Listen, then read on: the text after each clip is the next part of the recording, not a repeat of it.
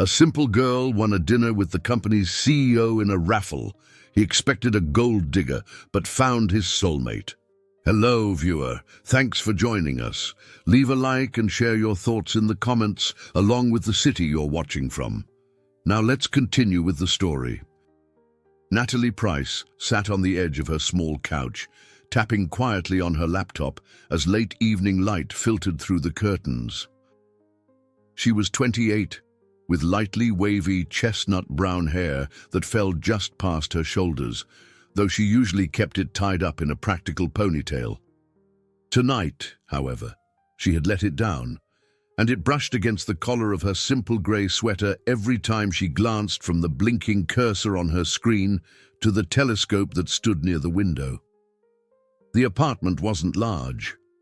It was a modest one-bedroom space overlooking the calm waters of Puget Sound in Seattle, yet it was enough to house her books, her data reports, and her beloved telescope aimed skyward.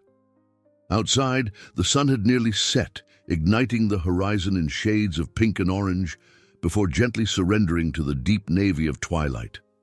She had spent the day neck-deep in spreadsheets for Innovatech Solutions, one of the city's biggest tech companies, where she worked as a junior data analyst. The job demanded diligence and meticulous attention to detail, qualities Natalie possessed in abundance. Yet inside the imposing office building, she often felt invisible. Her immediate supervisor rarely remembered her name, and even though she regularly submitted thorough analyses, no one seemed to notice. That persistent sense of being unseen had become her routine. Here on her couch, the warm glow of her reading lamp cast a comforting halo in the dimly lit living room, and Natalie felt momentarily free from the silent pressure of her workplace. Placing her laptop aside, she turned toward the telescope by the window. Its polished metal frame gleamed under the lamp's soft light. She stepped over, peered through the eyepiece, and focused on a cluster of stars that began to appear as night fully claimed the sky. Astronomy had captivated her since childhood, a passion that ran parallel to her equally deep interest in Stoic philosophy. She owned a small but cherished collection of books by Seneca, Marcus Aurelius, and Epictetus, often reading them in moments of doubt or stress. She found particular solace in Seneca's words about adversity revealing a person's true character. Sometimes, those philosophies kept her going when she felt like a cog in the corporate machinery. She exhaled softly, letting the day's tensions slip away. On the horizon, the faint outlines of the Olympic Mountains stood guard, silhouetted against the last colors of dusk. She remembered how, during breaks at the office, she would pull out her phone and scroll through data sets rather than join her colleagues chatting about weekend plans. While they seemed to dismiss her as a quiet introvert, she was simply preserving her mental space. She wanted to be recognized for her skill, but she also dreaded the spotlight. In truth, Natalie found it far easier to analyze complex algorithms than to navigate small talk in a company cafeteria. Her thoughts wandered to the chatter in the office that morning about some big announcement from human resources. Something called a dinner with the CEO had been plastered on the company's internal bulletin boards. At first, she hadn't paid it any mind. The entire scheme sounded like a morale booster. Maybe a random name would be drawn, or a competition would be held. It seemed so far beyond her orbit that she barely bothered to remember the details. She was just Natalie, the woman who quietly handed in stellar data reports while most team members took credit for them. The only times she truly felt significant were these private nights spent observing the sky, or flipping through Stoic letters to remind herself that her value wasn't defined by corporate applause. An incoming text message buzzed on her phone. It was Khloe, her best friend since college. "Hey, Stargazer, how was your day? Heard about the big dinner with the CEO fiasco. You in?" Natalie smiled wryly, typing back a quick reply about how she wasn't even thinking of it. Khloe, 29, was the fearless one, the journalist who charged into investigations, always unearthing hidden truths. She believed wholeheartedly in Natalie's capabilities and never shied away from telling her to aim higher. "You've got a galaxy of potential," Khloe would say. "Stop acting like a flickering star that no one notices." Yet the quiet part of Natalie clung to its comfort. It was safe, after all, to remain unseen, safe from gossip, criticism, or the burden of high expectations. But as she carefully adjusted the telescope to catch a clearer view of one faint star, she felt a flicker of longing. She had grown tired of being invisible at times, even if she seldom admitted it. The living room lamp flickered slightly, and she realized she had been standing at the telescope for over half an hour. The city lights below mirrored the pinpricks of brightness in the sky above. As airplanes passed in the distance, she remembered that earlier in the day she had overheard talk about a rumored major project in the data department called Project Orion, though no official briefing had crossed her desk yet. Perhaps she was the only one who cared about such code names because she loved constellations. Perhaps Orion was just another big initiative that would unfold without her being invited. She shrugged the thought away, focusing on the star cluster in her telescope. Eventually, she returned to the couch, flipping open a worn copy of Seneca's Letters from a Stoic. The city outside pulsed with nightlife, but she felt her own world contract to this small, serene apartment. She found a line that reminded her adversity was often the path to self-discovery. She blinked at the words, then traced them gently, as if absorbing that resilience into her own heart. A quiet determination welled up inside, unspoken but present. She couldn't know that soon, her ordinary existence, the routine of quietly finishing analysis reports, shutting off her laptop, and stargazing, would collide with something entirely unexpected. For now, she was Natalie Price, the overlooked analyst, flipping through Stoic philosophies under the Seattle sky. That sense of invisibility weighed on her, but if there was one thing she understood about the universe, it was that even the tiniest speck could hold infinite possibilities. The next morning, Natalie woke to the muted grey light typical of Seattle's overcast skies. She dressed in her usual attire, comfortable slacks and a soft knit sweater that matched her eyes, a hazel shade reflecting her thoughtful nature. She twisted her hair into the familiar ponytail, then headed out to catch the light rail downtown. On the ride to Innovatex Solutions, she tried to quell the unease in her stomach, telling herself it was just another workday. By 9 o'clock, employees had assembled in the company's large, modern auditorium for the monthly meeting. A digital board displayed company statistics, emphasizing growth percentages and upcoming product expansions. Despite the sleek presentation and the hum of chatter, Natalie felt a prickle of apprehension. Today, Human Resources was set to share details about a new initiative, and everyone seemed eager to find out what it might be. She settled into a seat toward the back. A few rows ahead, she spotted Mark Jennings. Mark was around 30, tall, and outwardly charismatic. He often wore sharp suits that complemented his confident grin. While he projected friendliness, Natalie had long sensed an underlying competition simmering within him. He seemed hungry for promotions and recognition, particularly recognition that he didn't want to share. Seated beside her was Khloe, who had snagged a visitor's pass to attend.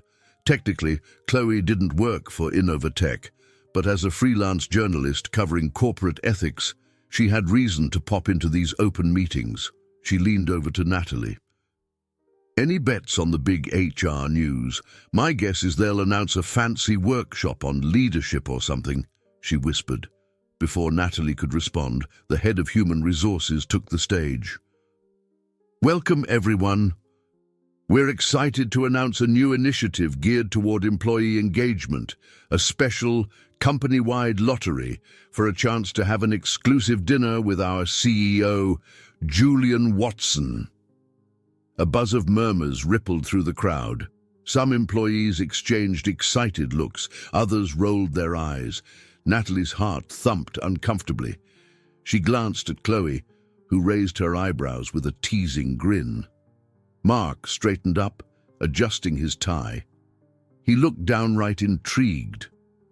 The HR director continued, "This is a unique chance for one randomly chosen employee to sit down with Mr. Watson over a gourmet meal and discuss whatever's on your mind. It's part of our effort to bridge leadership and the everyday workforce. Names will be drawn next week during our special announcement event. Good luck to everyone." Natalie exhaled quietly. She felt no excitement, just mild dread. The idea of a personal dinner with the elusive Julian Watson seemed surreal. He was rumored to be distant, intimidatingly intelligent, and 10 years older than she was. She had seen him at major company gatherings, typically flanked by top executives, always polished in tailored suits. He rarely smiled, or at least she had never witnessed it. The thought of a one-on-one dinner, it made her stomach tighten. As the meeting concluded, everyone scattered to their departments. Khloe nudged Natalie playfully. "Let's buy you a lucky charm," she teased. "A dinner with the CEO might be a life-changer." Natalie rolled her eyes. "I'd rather stick to my data sets. You know me better than that," Khloe laughed.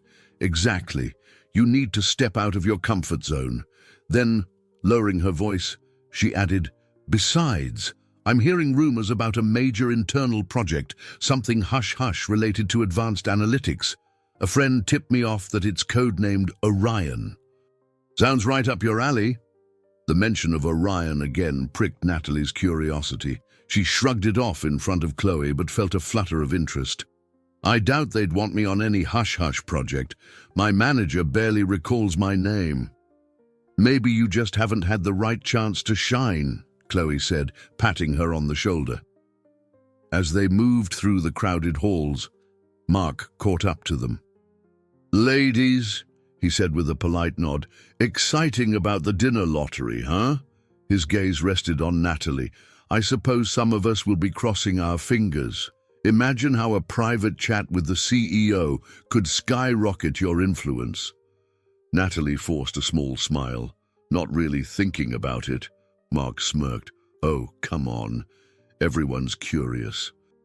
Julian Watson might look chilly, but he can open doors you never knew existed." His tone was cordial, but she detected a mild undercurrent of condescension. She simply shrugged. "Maybe so. Good luck if you decide to throw your name in." He laughed, pointing to the sign-up portal blinking on the HR website. "Already did." Khloe pulled Natalie aside once Mark was out of earshot. "That guy rubs me the wrong way," she said bluntly. "I've heard he's eager for a promotion and not afraid to step on people if it helps him climb." Natalie sighed. "We do share the same department. I'm used to him overshadowing everyone." "Well," Khloe said with a half-smile, "don't let him overshadow you. Keep an eye on him. Meanwhile, I've got a lead to chase for my article. See you for coffee later." Natalie nodded, feeling unsettled. She navigated past a throng of excited employees, some already chattering about the upcoming lottery, as if meeting Julian Watson would be a golden ticket. As for her, she wished the whole idea would vanish. The last thing she wanted was to be front and center of any corporate spectacle. When she finally reached her desk, she found an inbox full of routine tasks. It soothed her to dive into data analysis, letting the swirl of speculation about the dinner with the CEO fade into the background. Still, she couldn't ignore the glances tossed her way by co-workers who ordinarily never acknowledged her presence. She had a strange feeling that this lottery was a bigger deal than she cared to admit. And, lurking in the back of her mind, was that single word she kept hearing in hushed tones: Orion. Natalie arrived at her cubicle early the following day, determined to bury herself in work and avoid all talk about the CEO's dinner raffle. She sipped her coffee slowly, scanning through endless lines of data from various product metrics. The rhythmic clicking of her keyboard lulled her into a familiar sense of calm.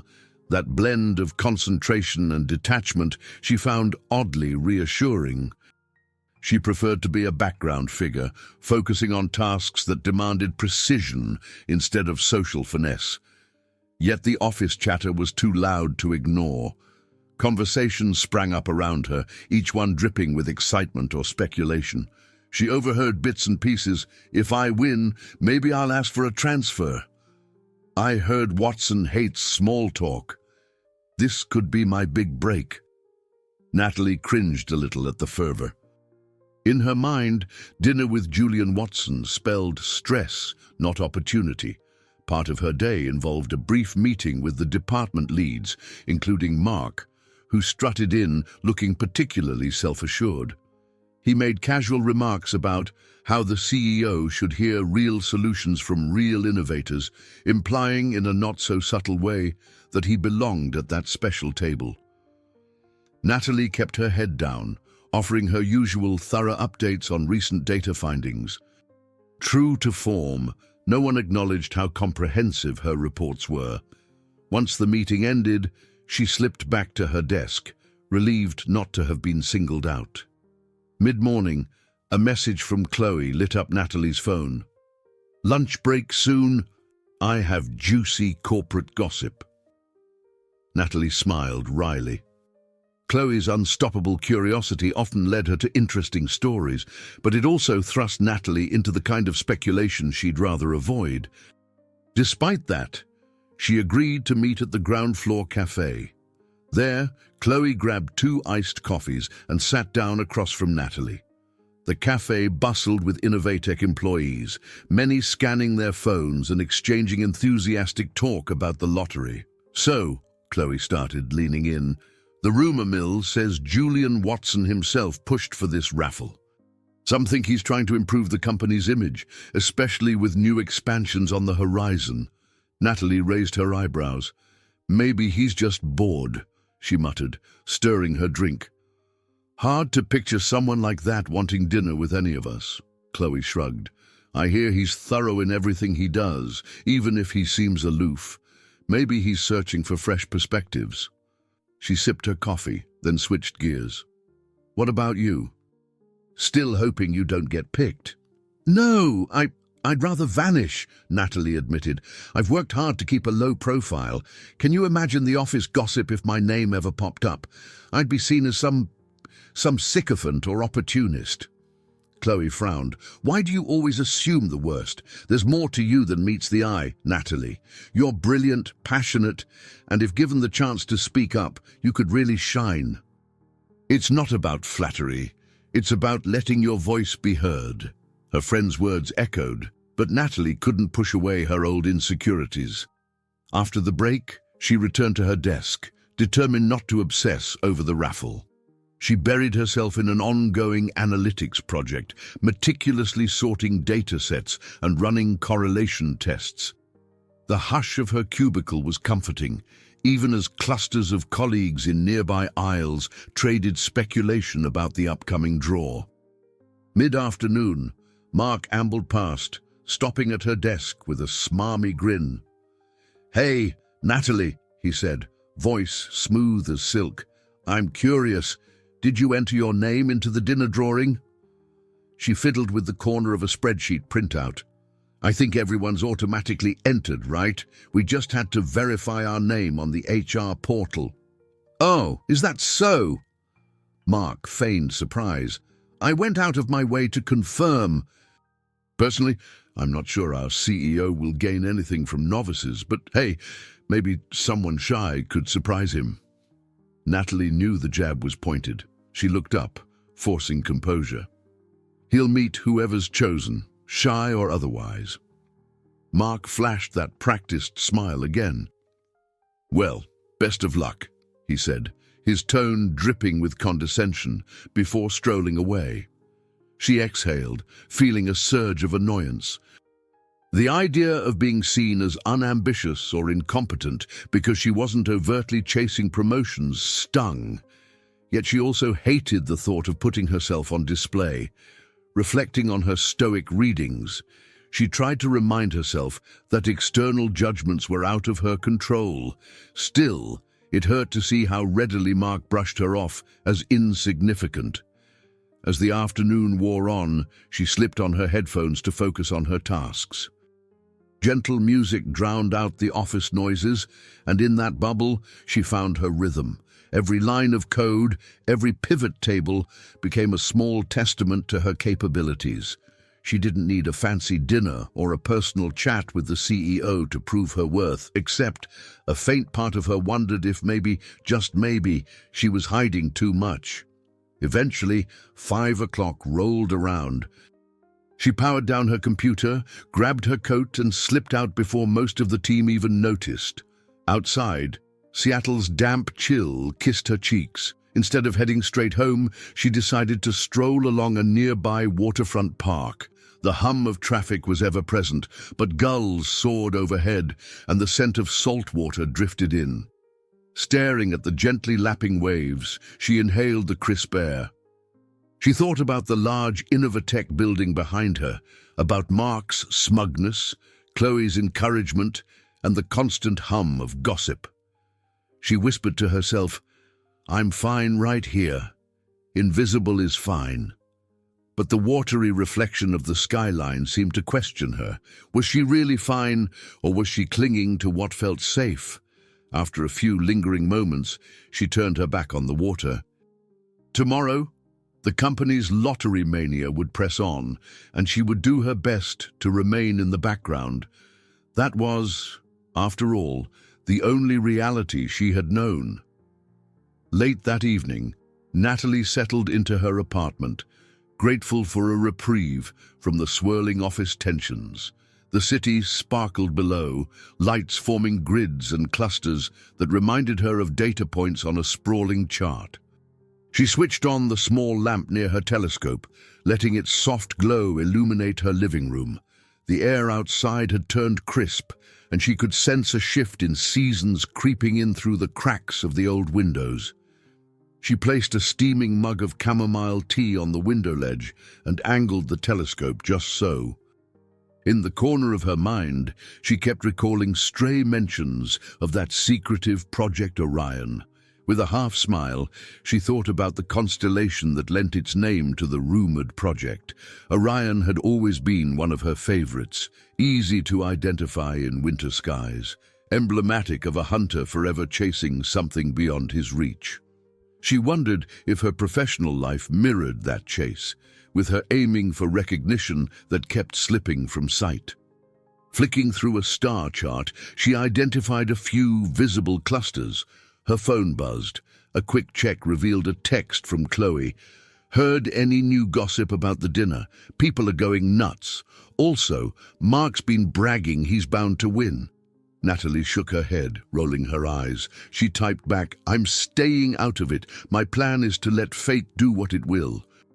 But as she hit send, she realized that she was also nibbling at her lip, a nervous habit that betrayed how unsettled she felt.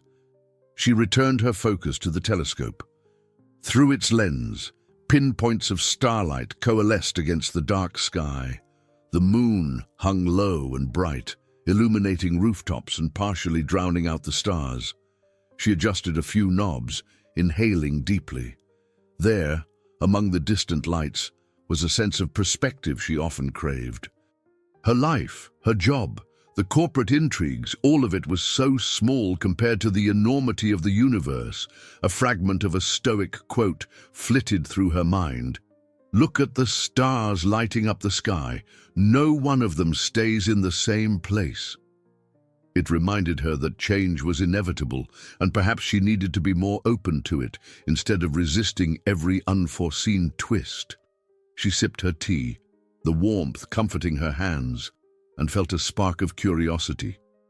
Could she afford to welcome something different in her life, even if it came in the intimidating form of a dinner with Julian Watson? Her thoughts drifted to the mundane tasks at work, the deadlines, the endless threads of code. She was good at what she did. She knew that.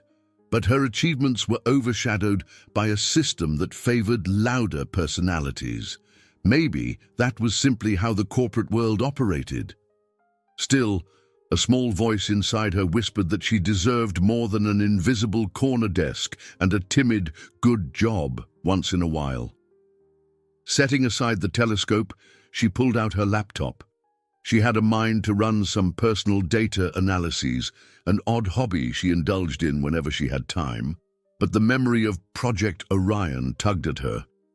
She typed a few queries into the internal Innovatex system, more out of curiosity than anything else, though she doubted she'd uncover top-secret details. Sure enough, only the project's name and a short description of cutting-edge data research popped up, with no real substance. She closed the file with a sigh. Her phone chimed again. Khloe, apparently still brimming with gossip. Mark says we're all going to see a big reveal in 2 days. HR is finalizing everything. Are you absolutely sure you're not freaking out about this? Natalie typed back a one-word reply. Nope. That was all she could muster. The truth was more complicated. Part of her felt relief that she wouldn't be singled out, that it would be someone else's victory. Another part of her, the side fascinated by cosmic wonders and ancient philosophies, wondered if the random hand of fate might thrust her into something bigger than she'd ever experienced. She closed her laptop and headed to the kitchen to wash her teacup. The fluorescent light buzzed overhead. Day after day, this had been her routine. Work, come home, stare at the night sky, read bits of Seneca, then repeat. She found comfort in the pattern, but a nagging restlessness welled up lately, as if she sensed a cosmic nudge pushing her toward an unfamiliar path. She dried the cup and placed it in the cupboard. Approaching the window again, she took one last look at Orion's belt, just barely visible through the glow of city lights. Tomorrow, HR would confirm the exact date of the CEO dinner drawing, and the entire office would be whipped into another frenzy. Mark would prattle on about his cunning plans. Khloe would keep urging Natalie to seize opportunities. In the face of it all, she had only her quiet convictions and her stoic lens through which to filter life's noise. Leaning against the windowsill, she wondered if the sky itself was trying to tell her something, if she was just one shift in perspective away from realizing her own worth. Exhaling, she reminded herself that the unknown wasn't necessarily something to fear.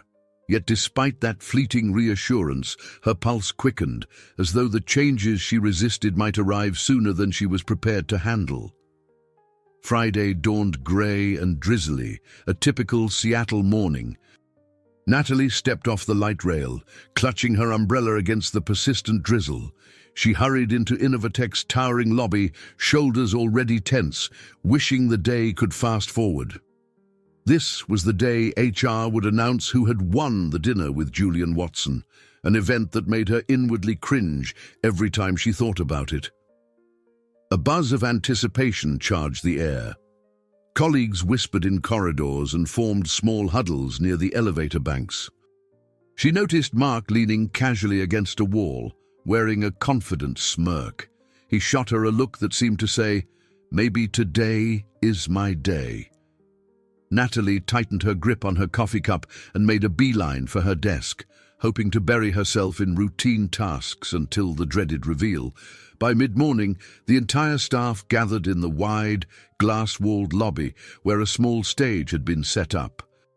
HR representatives stood near a screen that read, "Dinner with the CEO, winner announcement." Natalie lingered at the back of the crowd, half hidden behind a taller co-worker. She spotted Khloe off to one side, phone in hand, clearly itching to record the moment. The hush in the room deepened as the HR director tapped the microphone. "Good morning, everyone," the director said with forced cheeriness. "I won't drag this out. Our raffle tool has randomly selected the lucky employee who'll share an exclusive dinner at the Aura Lounge with Mr. Watson. I have the name right here." She held up an envelope for dramatic effect. Cameras flashed, and a mild murmur rippled through the crowd. Natalie swallowed hard, repeating in her head that it wouldn't be her. She never won anything. Mark stood in front, practically glowing with expectation. When the HR director finally opened the envelope and read out the name, Natalie's heart almost stopped. "Congratulations, Natalie Price. You're our winner." A hush of surprise followed, and then a flurry of whispers burst around the room. Natalie's breath caught. She felt like she'd just been thrust onto a spotlighted stage without warning. Several employees craned their necks to see who Natalie Price might be. Khloe was already making her way through the crowd, eyes wide, a triumphant smile tugging at her lips.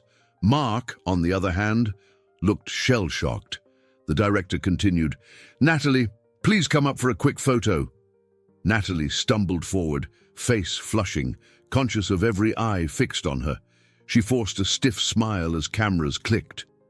When she glanced around, she saw Mark in the corner, sporting a look that mixed disbelief and thinly veiled annoyance. Khloe, however, practically jumped with excitement, giving Natalie a discreet thumbs up from behind the cluster of photographers. After the forced photo session, Natalie tried to slip away, but she was swarmed by curious co-workers. "Wow, Natalie, how do you feel? What are you going to ask the CEO? Guess you'll get promoted soon, huh?" The babble of questions overwhelmed her. She managed polite nods, stammering something about being surprised and needing time to think. Her pulse hammered in her ears. Eventually, Khloe grabbed her arm and navigated her through the throng into a quieter hallway. "Holy moly, you actually got it!" Khloe exclaimed, excitement dancing in her eyes. "This is incredible! You must be thrilled!" Natalie pressed her back against the wall, trying to steady her breathing. Thrilled? More like mortified. "Everyone thinks I'm going to beg for a raise or something. I hate this attention.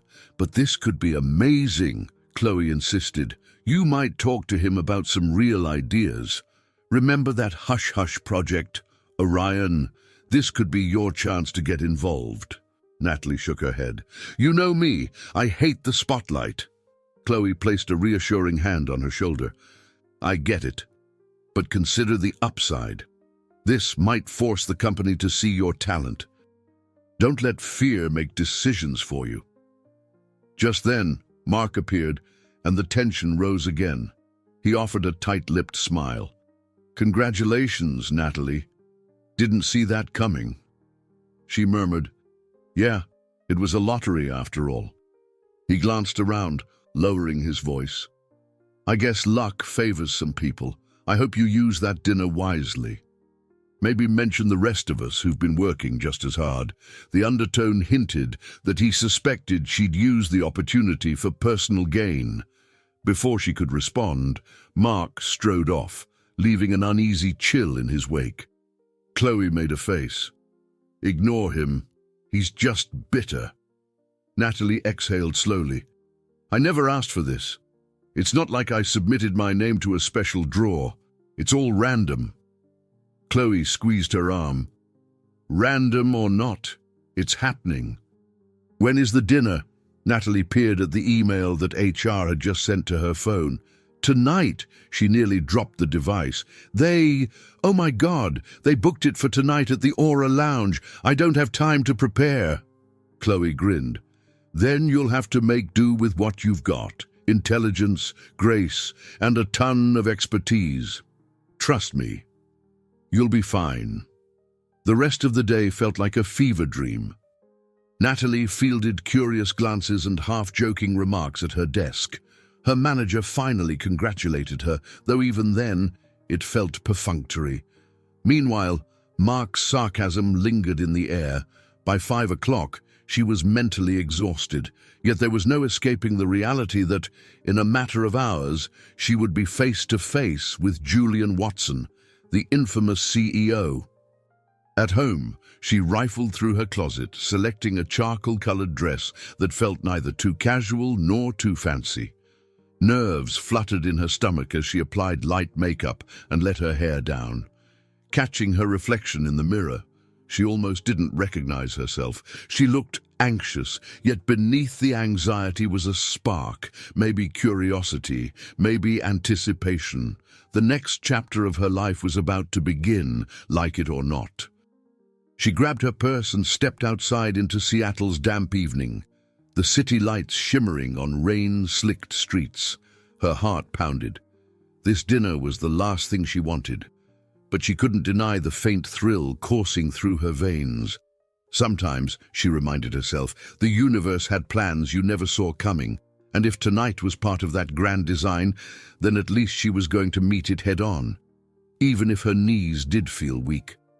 Natalie stepped out of the elevator onto the top floor of the high-rise, her heart hammering in her chest. The hostess at the Aura Lounge greeted her with a warm smile, gesturing toward an elegant table set near the floor-to-ceiling windows. All around them, the restaurant glowed with subdued lighting and flickering candles, the kind of understated luxury that instantly reminded her this was far from her usual world. She gently smoothed the skirt of her charcoal-colored dress and inhaled deeply, attempting to steady her nerves. A slight hush settled over the staff when a tall man in a crisp, dark suit approached. Julian Watson, the CEO of Innovatech, stood before her with an air of polished calm. He was in his late 30s, with discerning brown eyes and a meticulously tailored jacket that signaled both authority and poise. As he extended his hand, Natalie noticed the faint lines around his eyes, signs of long working hours or perhaps deeper worries. She offered a brief smile and shook his hand, her own trembling a little. "Ms. Price," he said, in a voice that was polite but measured. "Thank you for accepting the invitation." Natalie swallowed. "Thank you for having me here," she managed. Relieved, her voice sounded steadier than she felt. Only hours earlier, she'd been in her cubicle, desperately wishing someone else had been drawn in the lottery. Now, she stood across from the CEO himself, feeling as though the entire city lay at her feet. The hostess showed them to their table by the windows, where the cityscape of Seattle glittered under the evening sky. Natalie caught sight of the Space Needle's lights cutting through the darkness. Julian took his seat, posture controlled, and signaled for the sommelier. A moment later, 2 glasses of a delicate white wine appeared, shimmering in the low restaurant light. She tried to ignore the knot in her stomach, reminding herself this was supposed to be a relaxed, informal dinner, at least on the paper. But the hush enveloping their table felt charged, and she was sure half the waitstaff were discreetly watching them. She looked up to find Julian studying her quietly. "I understand you're part of our data analytics department," he said, swirling his wine. "What does your role entail on a day-to-day basis?" Natalie cleared her throat. "I mostly compile and interpret large sets of consumer usage metrics for various products. Then I present patterns or recommendations to the senior analysts." She paused, uncertain how much detail to give. "We typically use them to guide product improvements." He offered a subtle nod. "And do they listen?" The question, so direct, disarmed her. She bit her lip. "Sometimes. Mostly I just send reports. My manager picks what to share up the chain." Julian gazed at her for a moment longer. "I see." He took a sip of his wine, then gestured for her to do the same. "Well, I'm looking forward to hearing more of your perspective tonight." His tone was polite, but carried the faintest hint of skepticism, as though he assumed she might speak only in flattering platitudes. Natalie flushed. Determined to prove she wasn't the starstruck type, she took a sip of wine. "I can't promise anything groundbreaking," she admitted, "but I'm happy to share whatever might be useful." The conversation wavered in and out of an awkward lull as they perused the menu. Julian occasionally glanced at his phone, brow furrowing as he read a message. She suspected he was used to such dinners, but usually with potential investors, not a random employee. Her heart pounded each time he directed a question her way. Did she enjoy working for Innovatech? Where was she from originally? How did she find Seattle? Each answer was polite, but her own anxiety kept it superficial. When their first course arrived, a delicate seafood appetizer, Natalie couldn't ignore the breathtaking view of the city lights. Gathering her courage, she commented, "The sky's so clear tonight. I'm impressed we can see the stars, even with all the city glow." Julian's gaze followed hers. "You're interested in astronomy?" he asked, sounding more curious than before. She nodded, a small smile forming. "Yes, it's my favorite hobby. I have a telescope at home, and I spend a lot of my free time studying constellations." She hesitated. "I guess it's a way to put things in perspective." The lines on Julian's face eased a fraction. "Interesting. Which constellation do you find most compelling?" She laughed softly, a hint of relief blooming in her chest. "Orion. It's easy to spot. And I like the mythology, the idea of a hunter aiming high, constantly pushing boundaries." Julian set down his fork, regarding her with renewed interest. "Orion. That name comes up now and again in our advanced projects. We choose code names from constellations." Natalie's pulse quickened at the mention. "I've heard a rumor or two about a Project Orion, but I haven't seen any details." "It sounds like an innovative data venture." He tilted his head, faint approval in his gaze. "You've been paying attention." Before she could respond, he added, "I can't share specifics, but it's a priority for Innovatech. Perhaps I'll have more to say in the future." He paused. "I assume you wouldn't mind stepping out of your usual role if a chance arose." Her throat went dry. This was dangerously close to what she both yearned for and feared. A spotlight on her abilities. "I'd be interested in contributing to any major project if the company saw value in it," she replied carefully. The corners of his mouth lifted ever so slightly. "Good to know." They continued eating, and though the atmosphere remained somewhat formal, the tension thawed a bit whenever the conversation turned to astronomy. Natalie realized Julian possessed a surprising depth of knowledge. He mentioned reading about solar flares, the feasibility of space travel, even black hole theories. It was a side of him she doubted most employees ever saw. When dessert came, a beautifully plated slice of flourless chocolate cake, Natalie found she'd relaxed enough to speak more freely. She confessed her long-standing interest in data not just for corporate growth, but for solving real-world problems, like environmental mapping or educational analytics. Julian listened quietly, occasionally asking pointed questions that revealed a sharp, inquisitive mind. By the time coffee arrived, Natalie was almost at ease, though she kept reminding herself she was talking to her CEO. Julian's phone buzzed again, and he glanced at it with a slight frown. "I'm afraid we might have to wrap up soon. I have a meeting at dawn with international partners." He reached for the check and signed swiftly. Standing up, he offered his hand again. "Thank you, Ms. Price. This has been more interesting than I expected." Natalie's cheeks warmed. "Thank you. I appreciate the opportunity." They walked to the elevator, flanked by the discreet but attentive staff. When the doors slid shut, she realized her pulse was still racing. Julian stood a polite distance away, arms crossed. In the glossy reflection of the elevator panel, she saw his eyes flick to her once more, as if reassessing his earlier assumptions about the winner of this raffle. She wondered what he saw now, a timid data analyst or someone with untapped potential.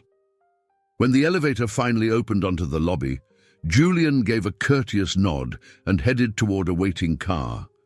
She watched him go, heart still fluttering. Something in his demeanor suggested that she had, if only slightly, shifted the narrative he'd initially expected. Whether that was good or bad remained unclear.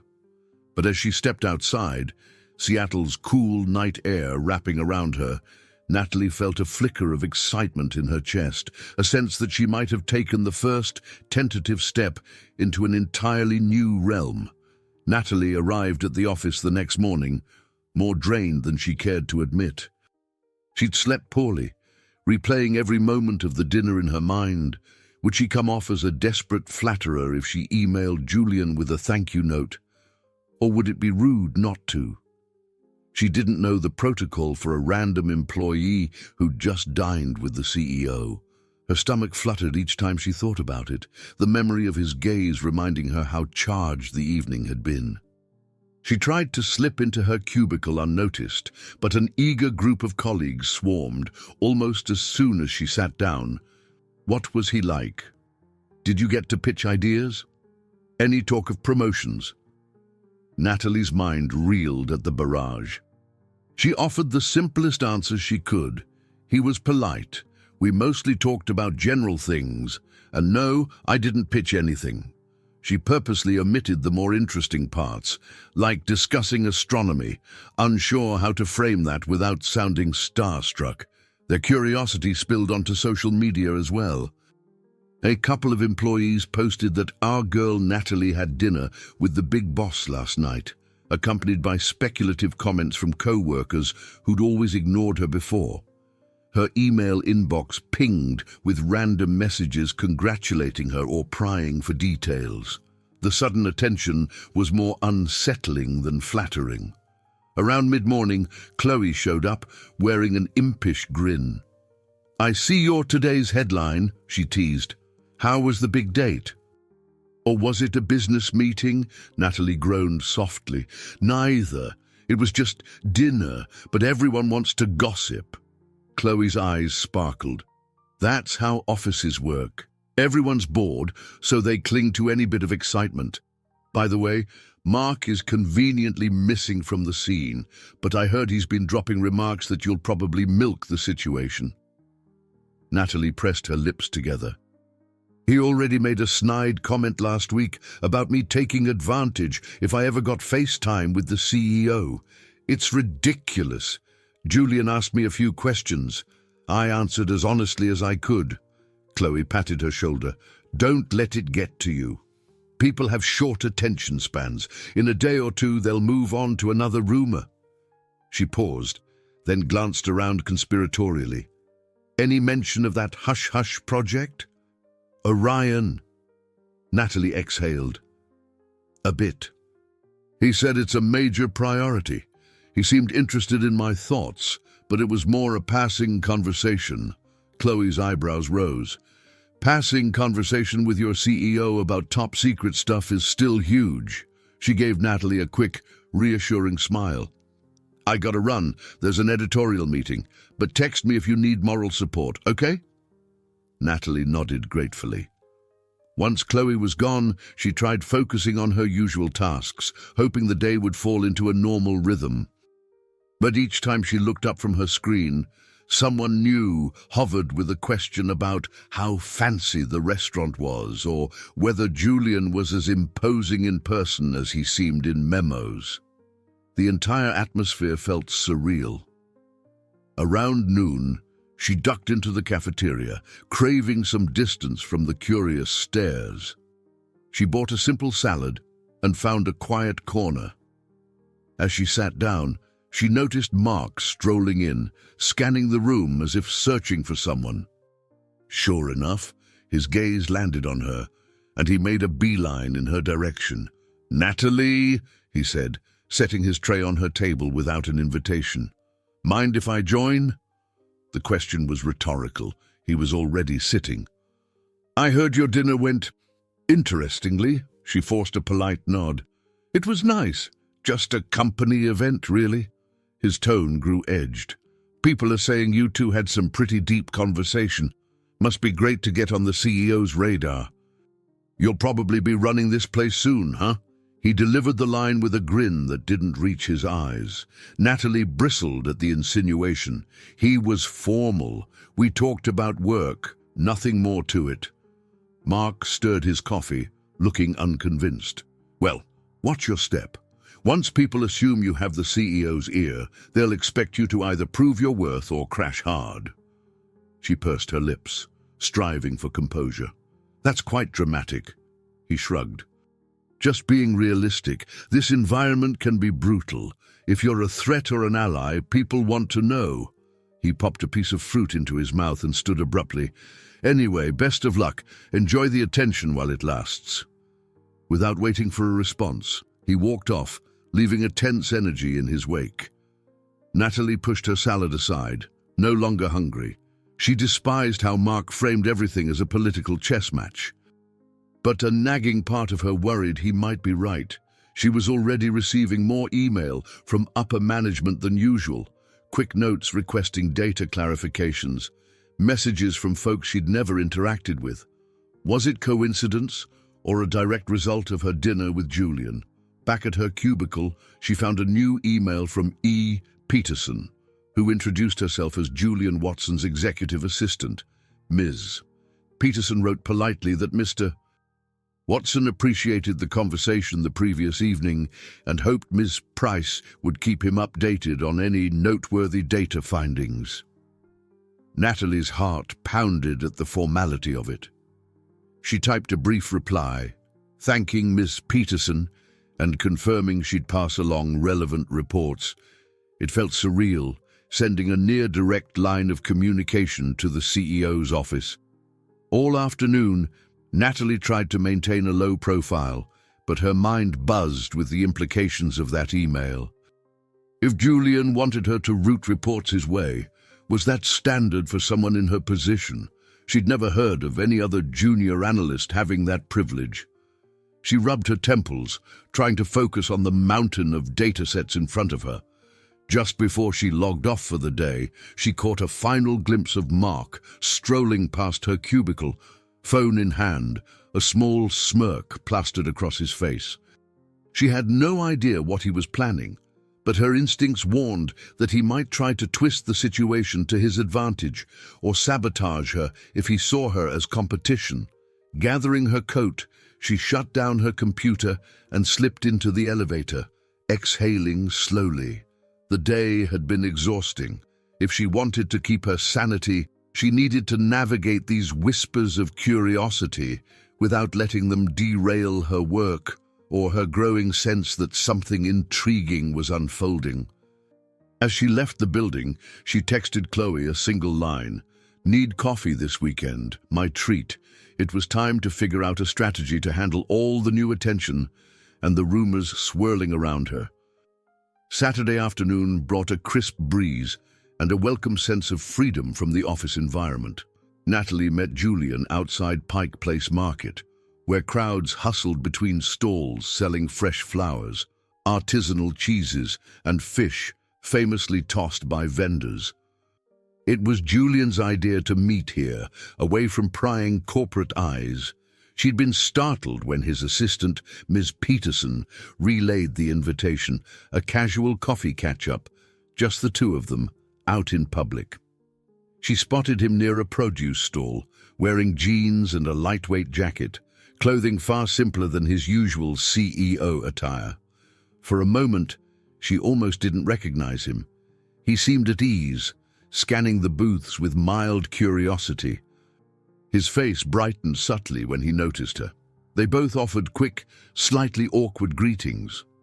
"Thanks for meeting me," he said. "I find it refreshing to talk outside the usual boardroom setting."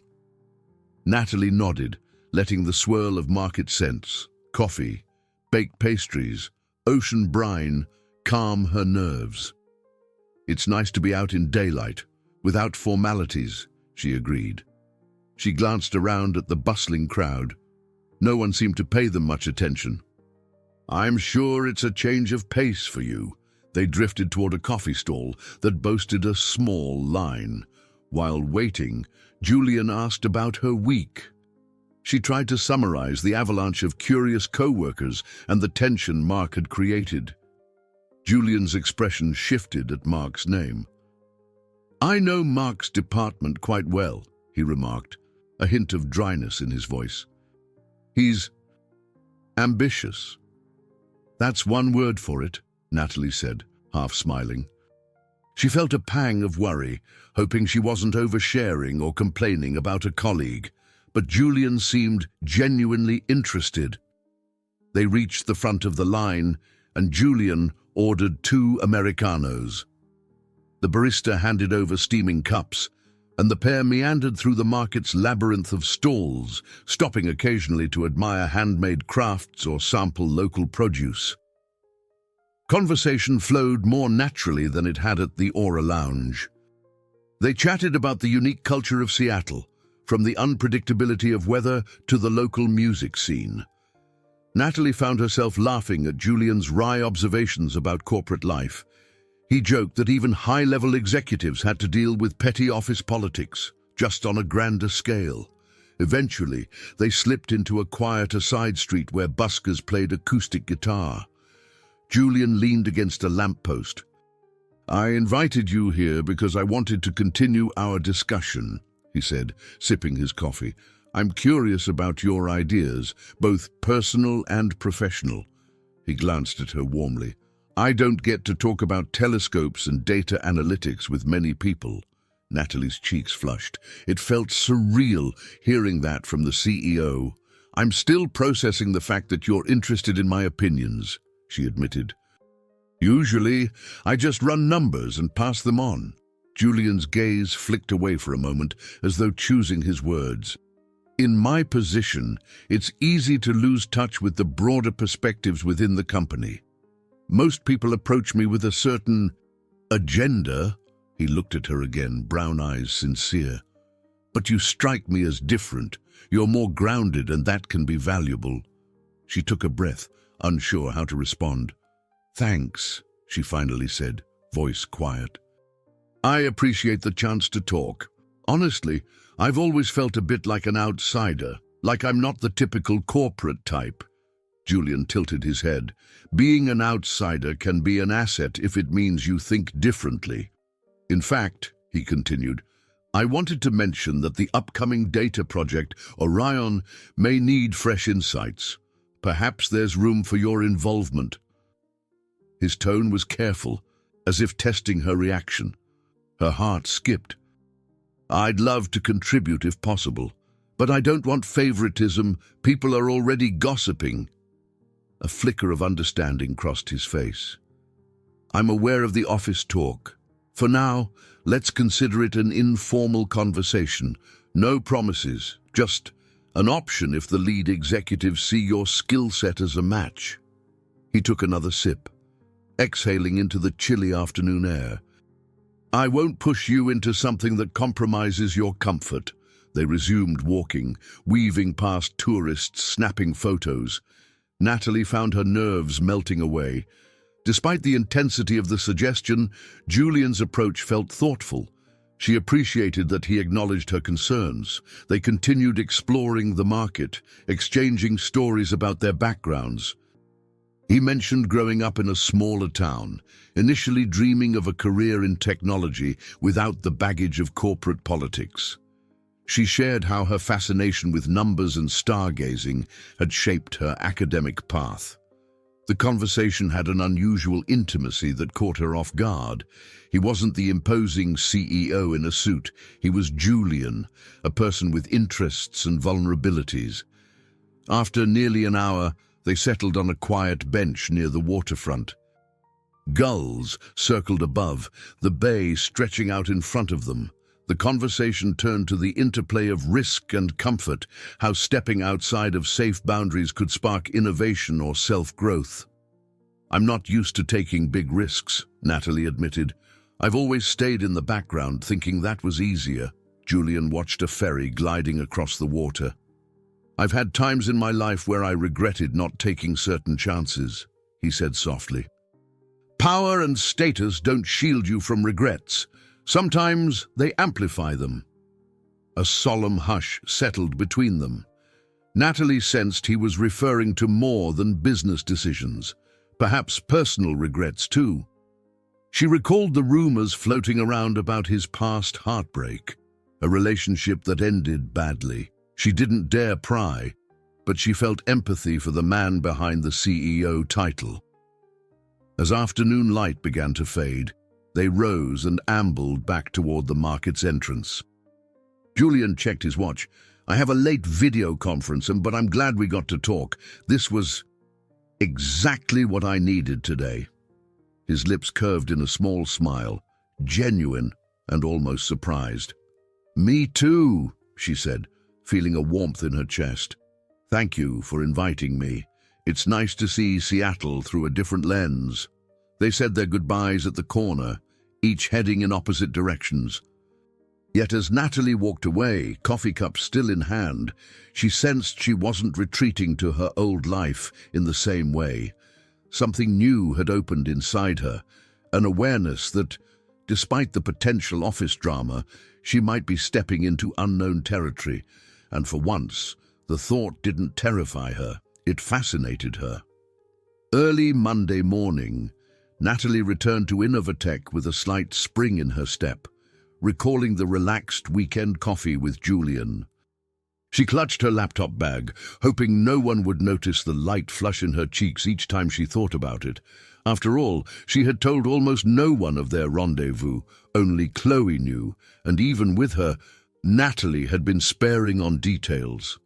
The office corridors buzzed with the usual Monday fervor, employees juggling coffee cups, exchanging greetings, and gossiping about weekend escapades. Natalie managed a polite smile at those who crossed her path, thankful that most seemed to have moved on from the raffle excitement. She thought she might finally slip under the radar again. That changed the moment she reached her desk.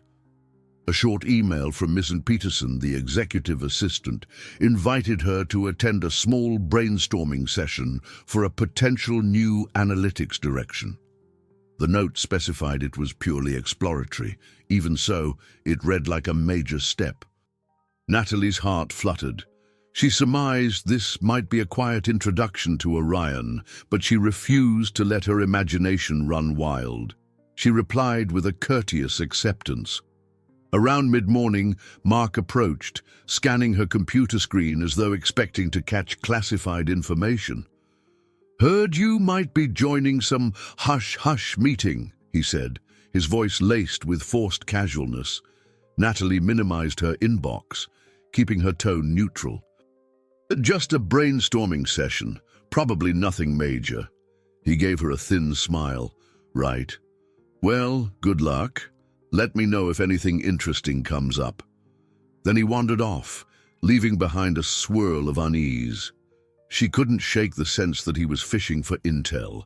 Her new sense of connection to Julian wasn't lost on Mark, and that might motivate him to undermine her.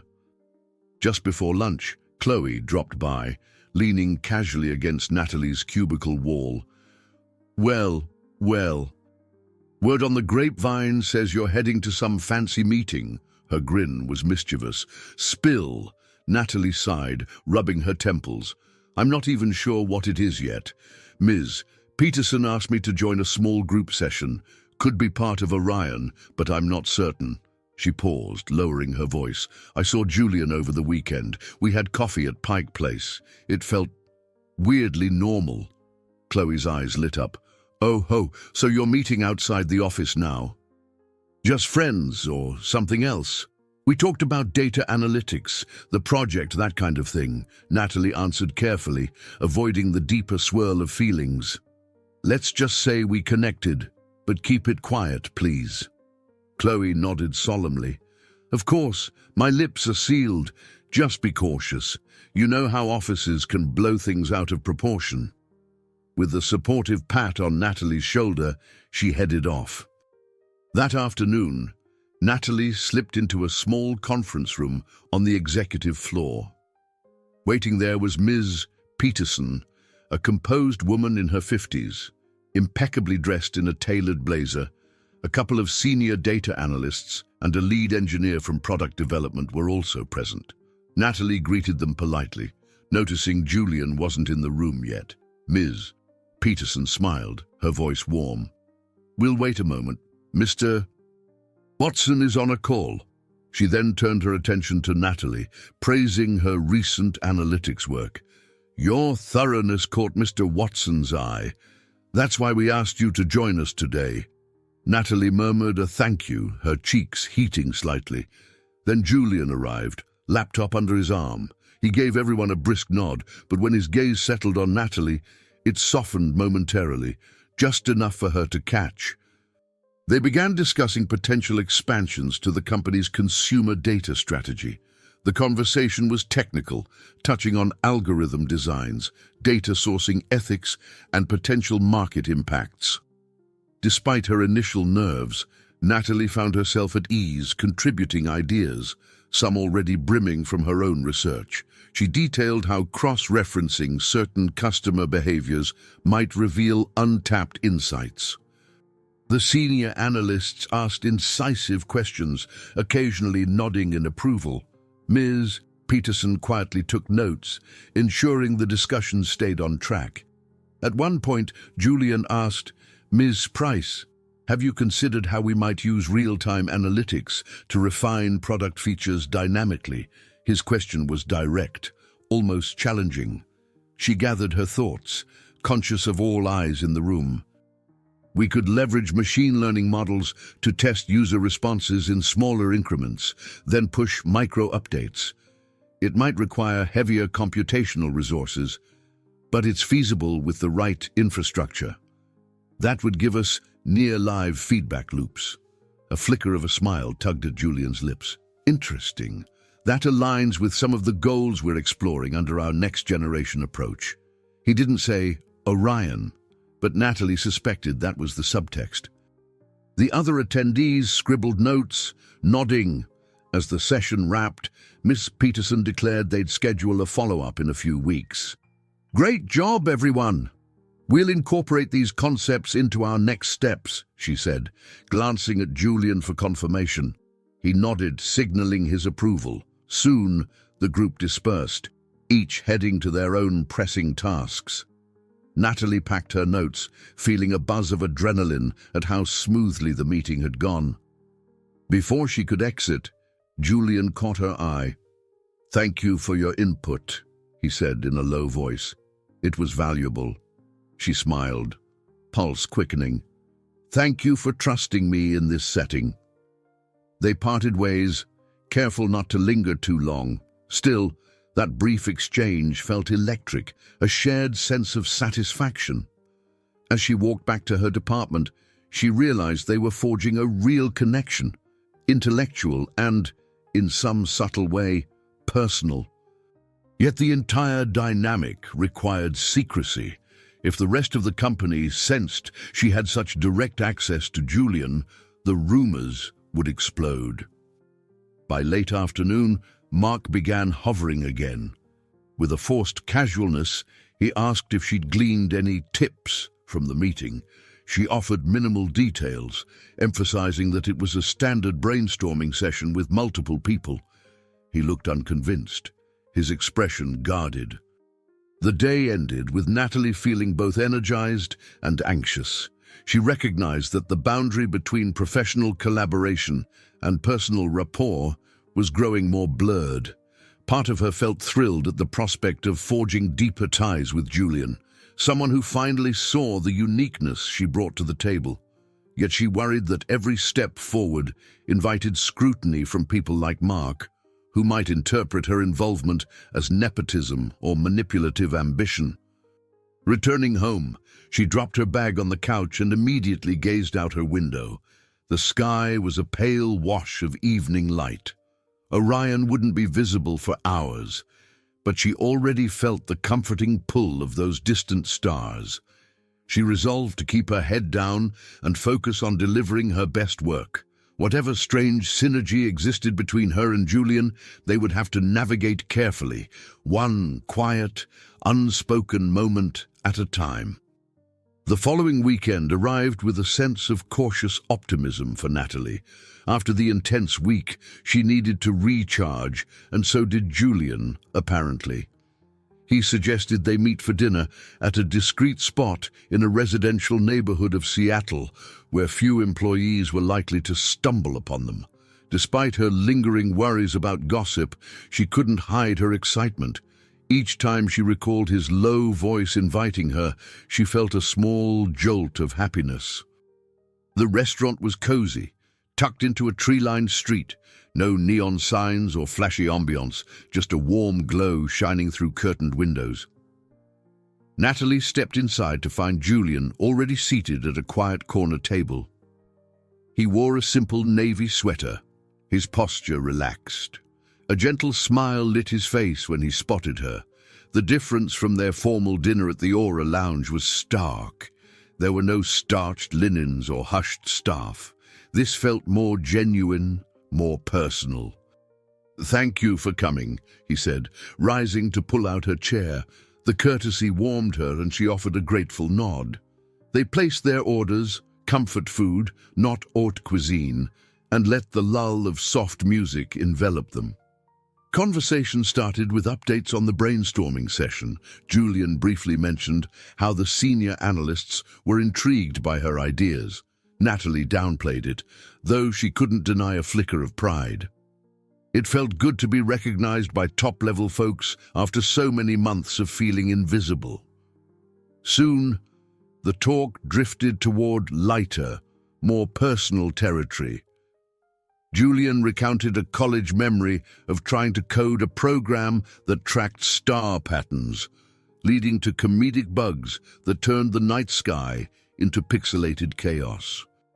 Natalie laughed, confessing that her earliest attempts at data visualization in grad school had resulted in color-coded charts so jumbled that no one could interpret them. They bonded over the notion that every polished skill had messy beginnings. When their meals arrived, simple pasta dishes, they realized they'd spent nearly half an hour chatting without noticing time.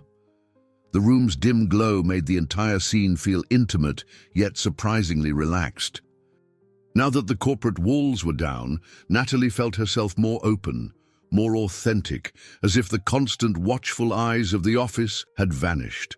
They ventured into deeper topics. Julian spoke softly about the pressure of being a CEO, how the success or failure of massive projects often fell on his shoulders. He admitted that, at times, he wondered if the sacrifice of personal life was worth it. Natalie, in turn, shared how her quiet approach to work often led to overshadowing and self-doubt. He studied her with kind eyes. "But you're changing that narrative, aren't you? Taking on new responsibilities, letting your voice be heard." She shrugged, a little shy. "Maybe. It's still intimidating. But yes, I'm trying to step up. Even though Mark and some co-workers question my sudden visibility, I can't hide forever." She paused, swirling a fork through her pasta. "Being singled out by you, by the company, has been terrifying, yet it's also given me a sense of freedom."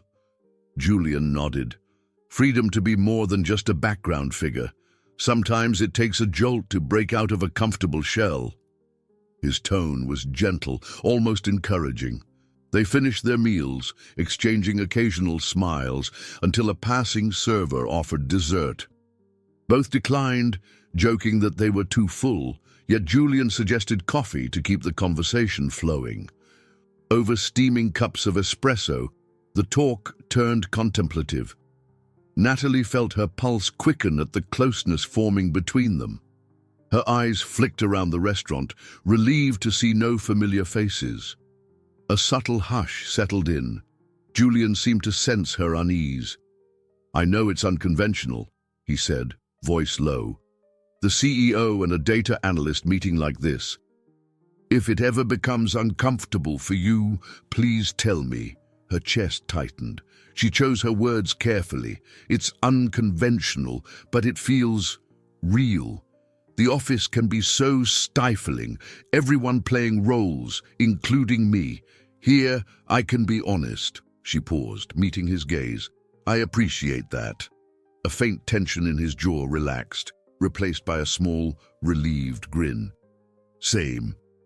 I can't recall the last time I felt this at ease, discussing both work and personal thoughts with someone who isn't expecting me to be the boss." Natalie's heart did a quiet somersault. For a moment, she let herself imagine that maybe, just maybe, They were free to explore this connection beyond corporate titles. She felt that intangible spark passing between them, a gentle magnetism. They lingered for another hour, talking about favorite books, dream travel destinations, and the quirks of Seattle's neighborhoods. Eventually, as the restaurant neared closing, they stepped into the cool night air.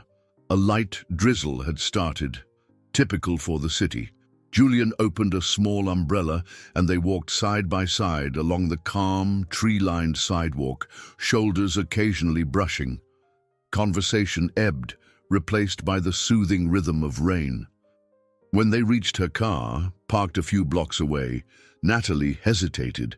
A wave of gratitude for the evening washed over her. "Thank you," she whispered, not quite sure whether she meant for dinner, or for listening, or for giving her a taste of a world where she could be recognized as more than that quiet data analyst. He nodded, holding the umbrella so she stayed dry. "Likewise. Thank you for being so open."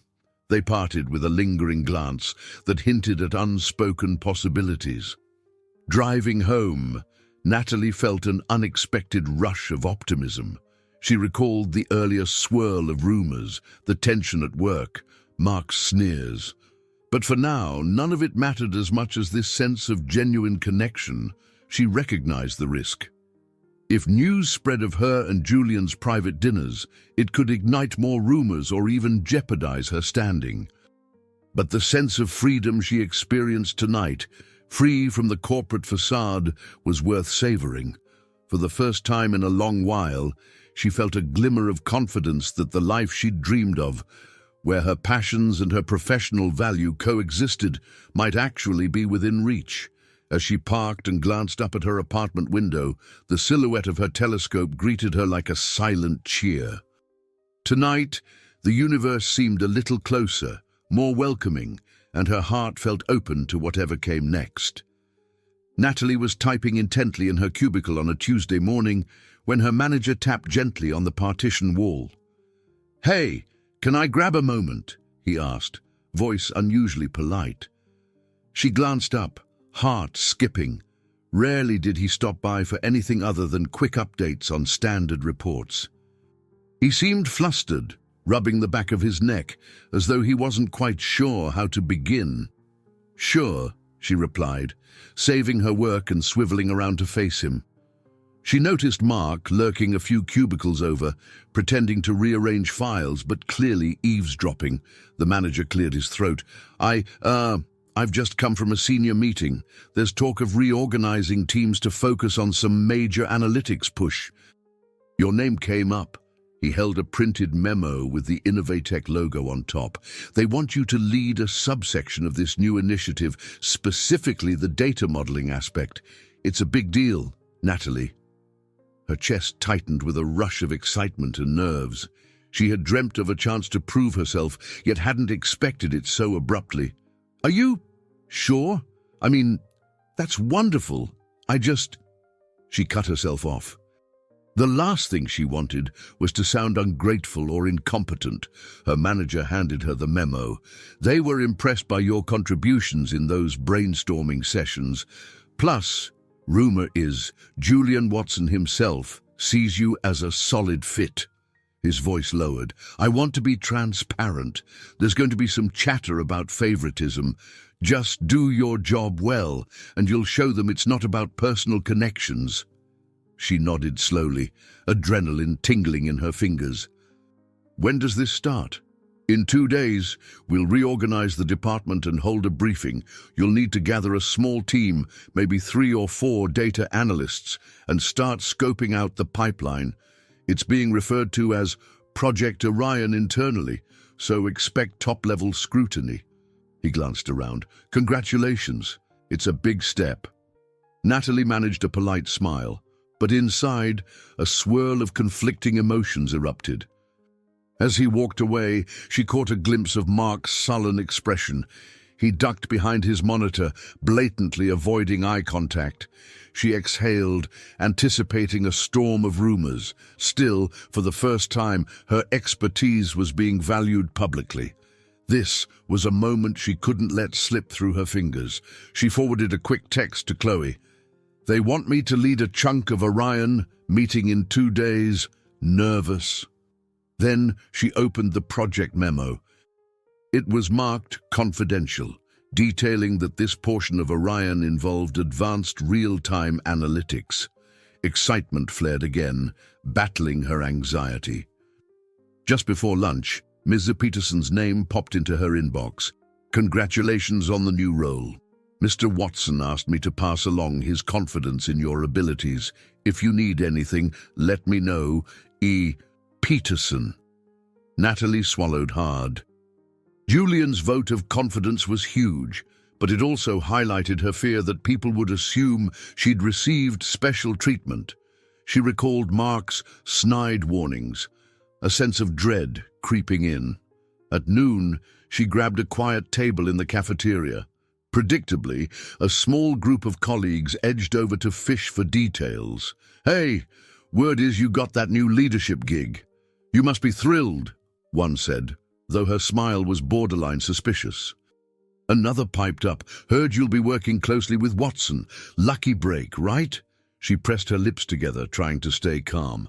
"I'm honored. It'll be a challenge, but I'm ready." She stuck to minimal responses, not wanting to fan the gossip flames. In truth, half of her wanted to celebrate with Khloe or share her excitement with Julian, but the other half dreaded the backlash from folks who saw only her newfound proximity to the CEO. That afternoon, she met briefly with her soon-to-be team members. 2 data analysts from different departments introduced themselves hesitantly, obviously aware of the swirling rumor mill. One of them, a reserved woman named Priya, actually smiled in relief when Natalie broke the ice with a warm greeting and assured her that this would be a collaborative effort. The other analyst, Derek, asked a few technical questions about real-time data pipelines, which Natalie answered with thoroughness. She felt the tension ease a bit as they realized she genuinely knew her stuff. When she returned to her desk, Mark was standing there, arms crossed. "Congratulations, Ms. Project Lead," he said sarcastically. "Hope you enjoy the spotlight."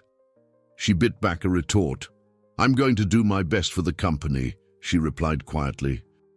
"This is a professional responsibility," he scoffed. "Sure, and no one's suspecting how you got this role, right? Just pure skill." His eyes flashed with resentment. Natalie's temper flickered. She'd had enough. "You know, Mark, I've spent years in the trenches, working my tail off. I didn't ask to be singled out. I just delivered results." She paused, leveling her gaze at him. "I'm confident that'll speak for itself."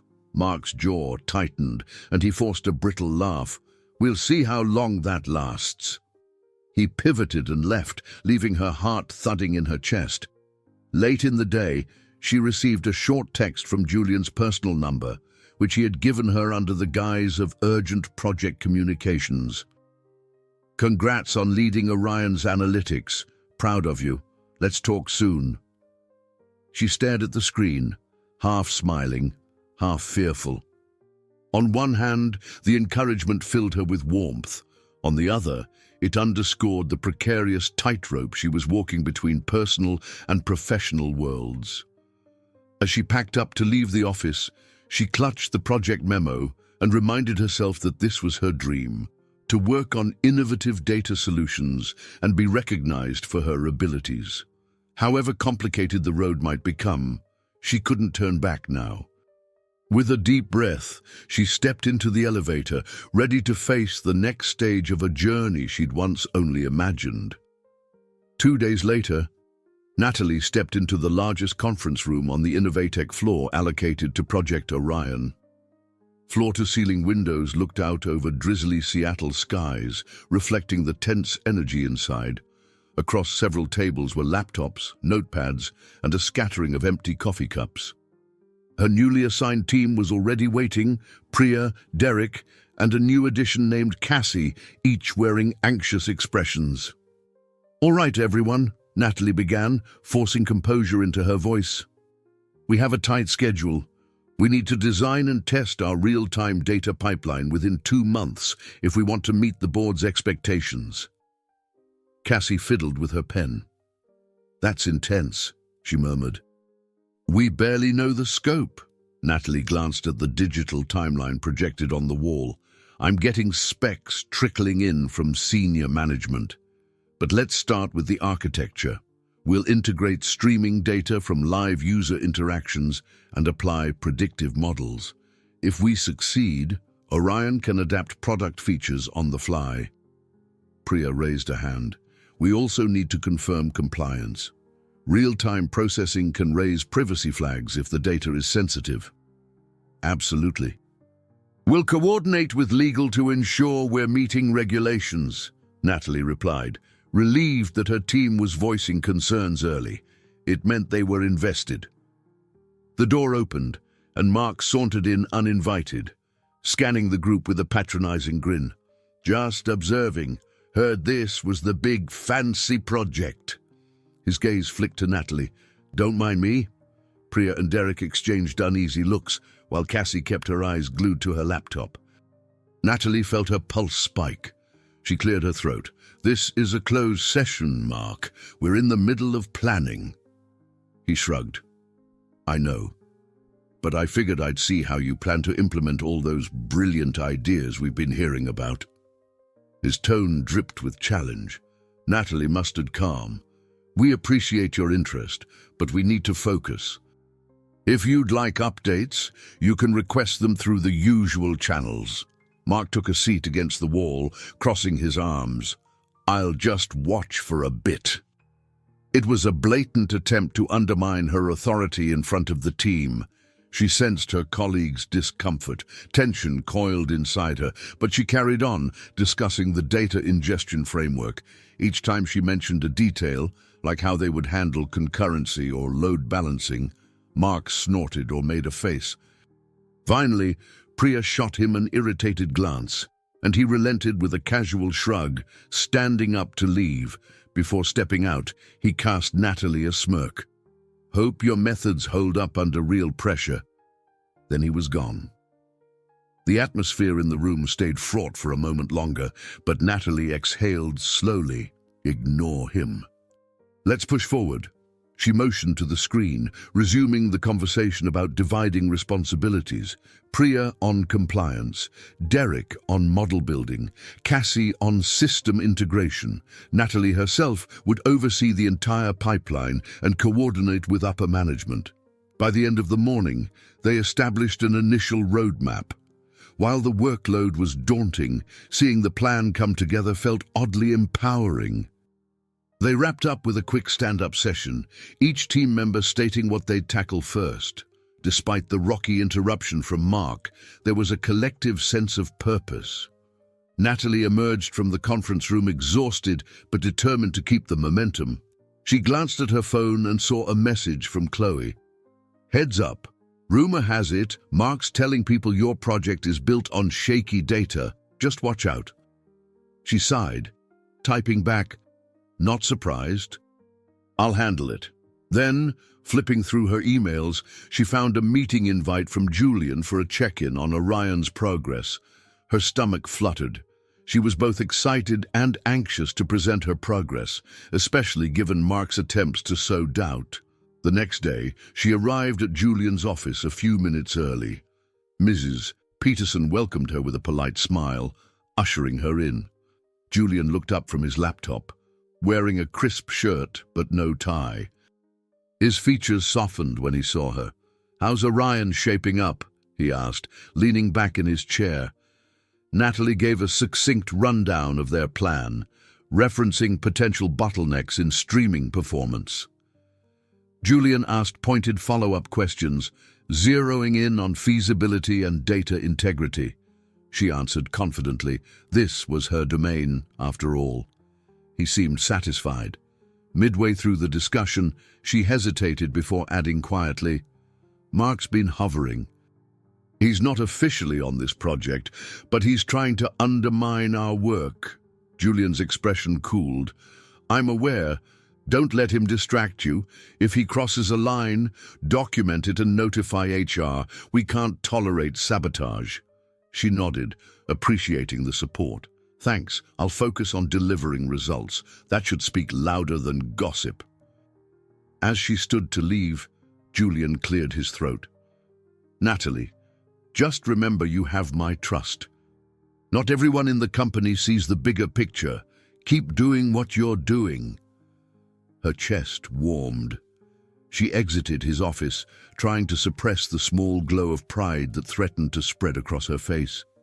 Yet outside in the corridor, she noticed a couple of passing co-workers glance at her with raised eyebrows. The swirl of rumors seemed ever present. Returning to her team, she dived into building a more refined data model. Hours flew by, lines of code and analytic scripts filling her computer screen. With each milestone, she felt that exhilarating hum of progress, the sense of fulfilling her true potential. And though Mark's shadow lingered at the edges, she refused to let his hostility overshadow Orion's promise. Late in the day, as the floor emptied, Natalie glimpsed Mark again, leaning over a water cooler, whispering something to another colleague who shot her a curious look. She clenched her jaw. Pressure from all sides was mounting.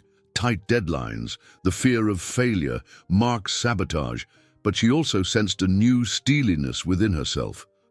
The opportunity to lead Orion meant she finally had a platform to demonstrate her worth.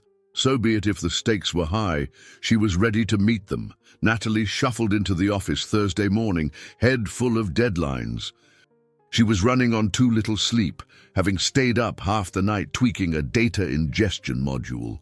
Her phone buzzed the moment she reached her desk, and she glanced at the screen. Khloe's name flashed. Answering quickly, she stepped aside into a quiet alcove. "You're not going to like this," Khloe said, tone bracing. "A local gossip blog just posted a grainy photo of you and Julian leaving that small restaurant last weekend. The headline reads, 'CEO of Innovatech and his simple girl from the office, romantic or opportunistic?'" Natalie's heart plummeted. What? How did... She realized immediately someone must have recognized Julian or followed them. "Are people in the company talking?"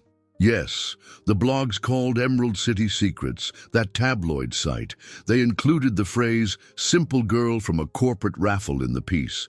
It's spreading fast on social media." Khloe sighed, audibly annoyed. "I'm sorry, Nat." Natalie pinched the bridge of her nose, dread washing over her. "Thank you for letting me know." She ended the call, dread swirling in her stomach. She logged into her computer, and sure enough, she found a slew of messages, some from co-workers expressing shock or sly amusement, others from random acquaintances she barely remembered. Mark's name glimmered in group chats, rumors swirling that he was gloating about proof that Natalie was using her relationship with the CEO to get ahead. Her eyes stung. Was it all unraveling?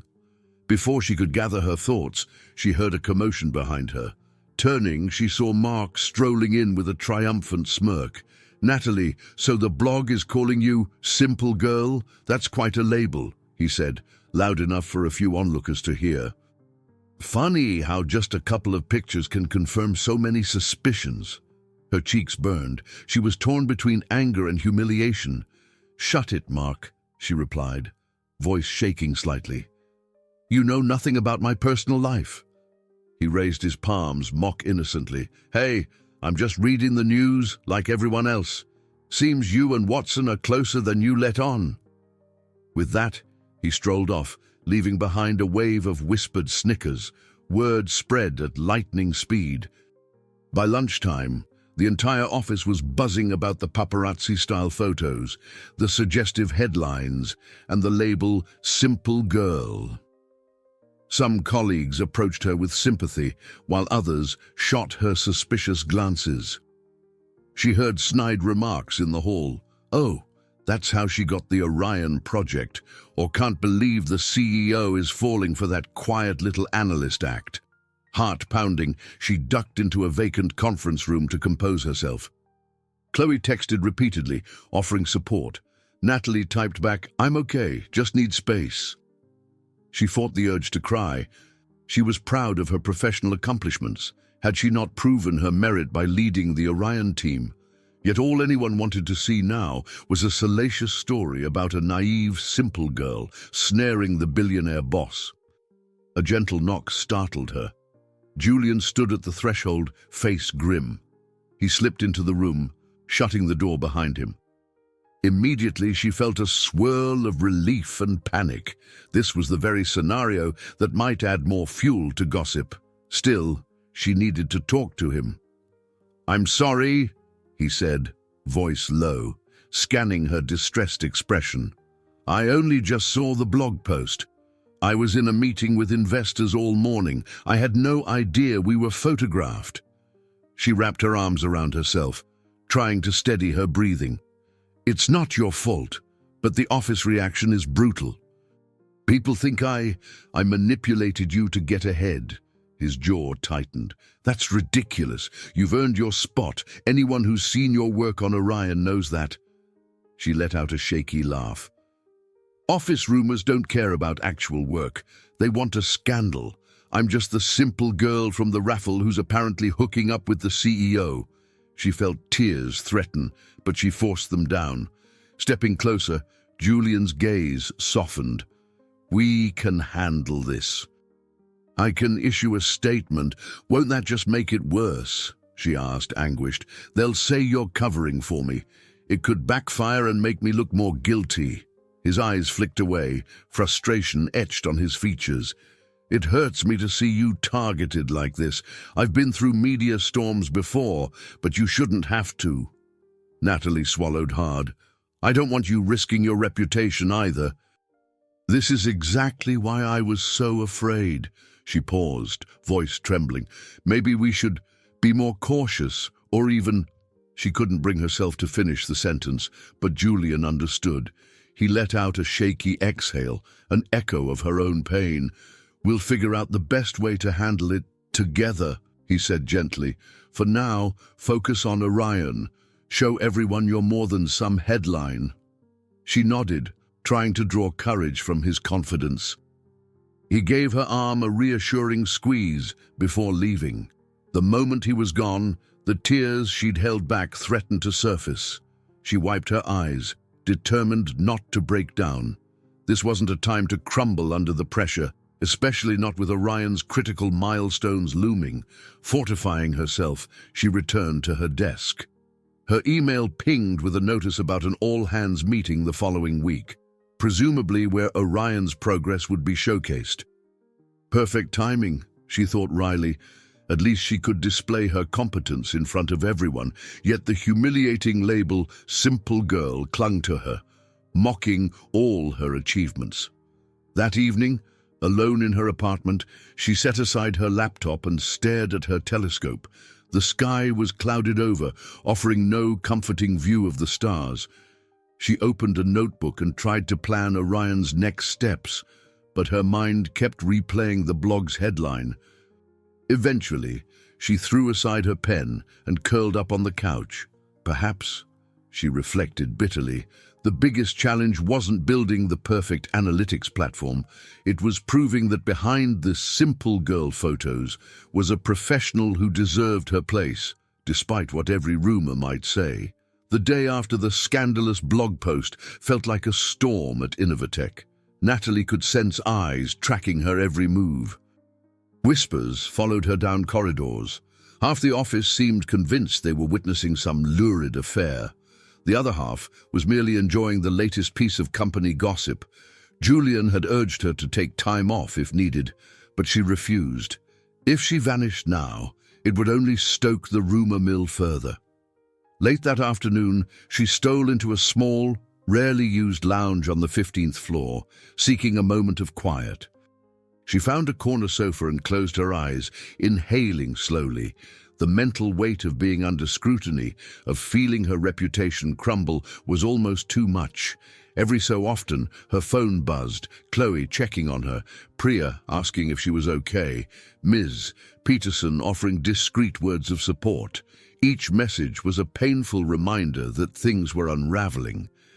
A voice startled her, Natalie. Opening her eyes, she saw Julian standing a few feet away, concern etched across his face. She stiffened, torn between relief at seeing him and fear that someone might catch them together. I just needed a break, she managed, pushing herself upright. He stepped closer, his expression gentle. You look exhausted. He gestured to the seat beside her, silently asking permission. She gave a small nod, and he sat, maintaining a careful distance. The hush of the lounge amplified every breath, every subtle shift in posture. They're calling me a gold digger, basically, Natalie said, voice breaking slightly. I never cared about money or status. This is humiliating, she swallowed, tears pricking the corners of her eyes.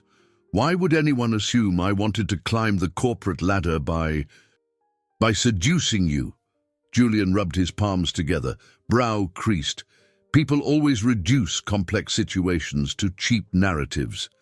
It's easier for them to think you're manipulating me than to accept you have genuine talent. She released a shaky breath, her frustration reaching the surface. I'm also terrified, Julian. The rumor calls you cynical and claims you won't see that I might be just using you. Or that you only like me because I'm a new conquest. My team is losing faith in me, and Mark is out there fueling everything. I know, he whispered, his tone pained. I hate seeing you hurt. If I could shield you from it, I would. He hesitated, then added quietly, I've dealt with betrayal before. It's hard for me to trust people, but I trust you. Natalie's chest tightened. She recalled hearing rumors that Julian's previous relationship ended badly. His ex had used him for personal gain, apparently humiliating him in the process. Now, they were both struggling with old wounds. Hesitantly, she reached over and placed her hand on his. You can trust me, she said, voice trembling. I'm not here to exploit you. His fingers curled around hers, a brief, desperate gesture of connection. Thank you, he murmured, eyes reflecting his own vulnerability. The moment felt both tender and heartbreaking, two people caught in a crossfire they hadn't planned. A sudden sound from the hallway made them jump apart. Julian stood quickly, smoothing his shirt. We should be careful, he said, regret lacing his words. This company can be vicious with gossip. Let's talk later. She nodded, blinking back tears as he disappeared down the corridor. Alone in the lounge, she buried her face in her hands. She felt raw, exposed. The vulnerability they'd just shared was painfully real. Part of her wanted to run far away, but the other part wanted to fight for what they'd found. She couldn't isolate her personal feelings from her professional ambitions. They were woven together in this tangled scenario. Summoning her composure, she returned to the Orion workspace, focusing on data dashboards, code reviews, anything that could distract from the emotional storm. Her teammates noted her quiet demeanor, offering small gestures of support, like Cassie bringing her tea without a word. Priya gently asked if the tabloids were true. Natalie only shook her head, murmuring it was all blown out of proportion. Late that evening, she texted Khloe. He told me he trusts me, but the rumors are relentless. Don't know how much more I can take. Khloe replied with unwavering encouragement. Stand your ground. Prove them wrong with your success on Orion. For a brief moment, Natalie felt a swell of determination. Yes, she could do that. She would finalize the pipeline architecture, show tangible progress. Maybe once they unveiled Orion's results, the chatter would quiet. She dived back into her tasks, rewriting segments of code. The hours passed in a blur, her screen the only source of light. Near midnight, she paused for a second, glancing up at the window. City lights glimmered against a moonlit sky. She recalled those nights gazing through her telescope, feeling safe in her solitary world. Now her orbit had expanded, and with it came unpredictable meteors of suspicion and betrayal. Yet she couldn't deny how deeply she cared for Julian. Beyond the corporate veneer, he was a man with fears and hopes that mirrored her own. How could she pretend nothing was happening between them? The more they tried to hide, the more suspicious it looked. Her mind drifted to the memory of his hand clasping hers, the raw emotion in his eyes. She brushed away a tear, forcing herself to press on. Tomorrow would bring more stares, more speculation. But maybe, just maybe, her steely resolve to deliver Orion's success would outweigh the gossip. She clung to that hope, coding deep into the night. One thing was certain. She had reached a profound abyss of vulnerability, and from here she could either crumble or rise stronger than ever. 12 hours before Natalie's big presentation to the Innovatech board, everything unraveled. She sat in the Orion data lab, finalizing the slides she planned to show, real-time user analytics, predictive adjustments, early test results from the partial rollout. Excitement simmered despite her personal turmoil. If the board approved, Orion would move into full-scale implementation and all her work would be validated. Then Derek rushed over, face pale. "Natalie, something's off with the database. We're getting corrupted entries." The system logs show large chunks of data overwritten or scrambled.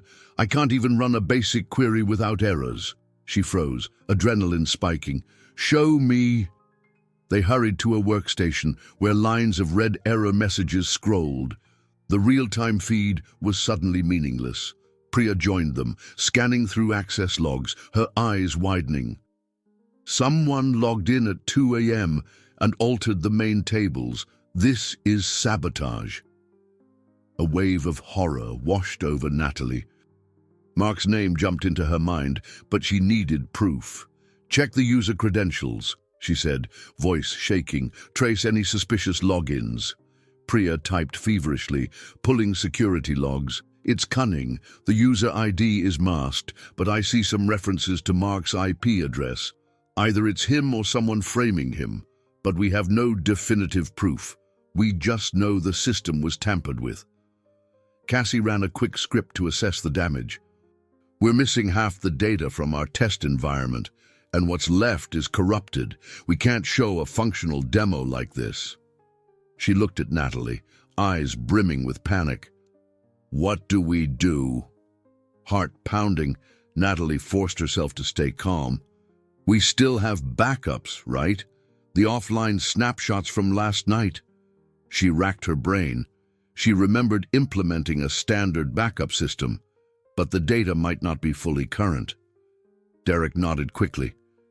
"Yes, but the most recent snapshot might be from 5 or 6 hours ago. We'll lose the real-time progress we made overnight." Natalie clenched her fists, glancing at the clock. The board meeting was less than a day away. Restoring from backup, re-importing data, retesting. It was possible but unbelievably tight. If they failed, the entire demonstration might crumble. She stood tall, voice steady. "Then we pull an all-nighter. We recover everything we can. Khloe might help us find digital footprints that prove sabotage." She shot Priya a determined look. "Focus on forensics. Cassie, coordinate the re-import from backups. Derek, check if any partial logs can be salvaged. I'll handle reconstructing the queries. We present tomorrow, even if it kills us." They sprang into action, tension thrumming through the room. Natalie emailed Mrs. Peterson, copying her manager, alerting them to a data integrity crisis, but promising a plan to fix it. She left out the sabotage suspicion for now, not wanting to fling accusations without concrete proof. Nonetheless, her gut told her Mark was behind this. His sour attitude, the ominous hints, maybe he'd decided to torpedo Orion just to watch her fail. An hour later, Khloe arrived, still in her casual jeans, sliding in with a determined grin. "I came as soon as I got your text. Show me the logs. I might spot patterns that standard security checks miss." She settled by Priya, scanning for digital breadcrumbs. As midnight approached, the air grew thick with stress. The overhead fluorescent lights buzzed. Styrofoam cups piled up from numerous coffee runs. Natalie's eyes burned from staring at lines of code, waiting for scripts to finalize. Yet no one gave up. The idea of letting Mark or any saboteur destroy Orion fueled them. By 3 in the morning, Cassie managed to restore about 80% of the original data. It wasn't perfect, but enough to build a functional demo. Sweat beaded on Derek's forehead as he tested a crucial real-time query, exhaling in relief when it returned a coherent result. We're getting somewhere. Meanwhile, Khloe unearthed a suspicious chain of logins, correlating them with Mark's device usage. Though he'd used a partial spoof, she found timestamps linking his machine to the sabotage window. "It's not an airtight case," she murmured, "but it's highly suggestive, enough to raise serious questions if you confront him." Natalie's resolve hardened. She typed out a timeline, preparing to show management if needed. She imagined Mark's smug face, picturing him gloating over her potential downfall. But she refused to let him win. By dawn, they had a barely stable version of the system ready for the board meeting, exhausted but resolute. The team high-fived, though the atmosphere was tense. If any part of the pipeline glitched during the live demo, their credibility would tank. Natalie, eyes bloodshot, saved the final presentation onto multiple drives. She took a moment to herself in a quiet hallway, leaning against a wall, chest tight. The sabotage, the humiliating headlines about her relationship with Julian, the sleepless nights, everything collided in her mind. Part of her wanted to collapse and cry, but she clenched her jaw, inhaling deeply. She wasn't about to break now. Checking the time, she realized the board meeting was in 2 hours. She quickly refreshed her face with cold water in the restroom mirror, ignoring her pale reflection. Gathering her notes and laptop, she mustered a fierce determination. This was her chance to prove Mark wrong, silence the doubters, and redeem the entire Orion team's hard work. As she joined her bleary-eyed colleagues on the elevator ride to the boardroom level, her phone buzzed with a new message from Julian.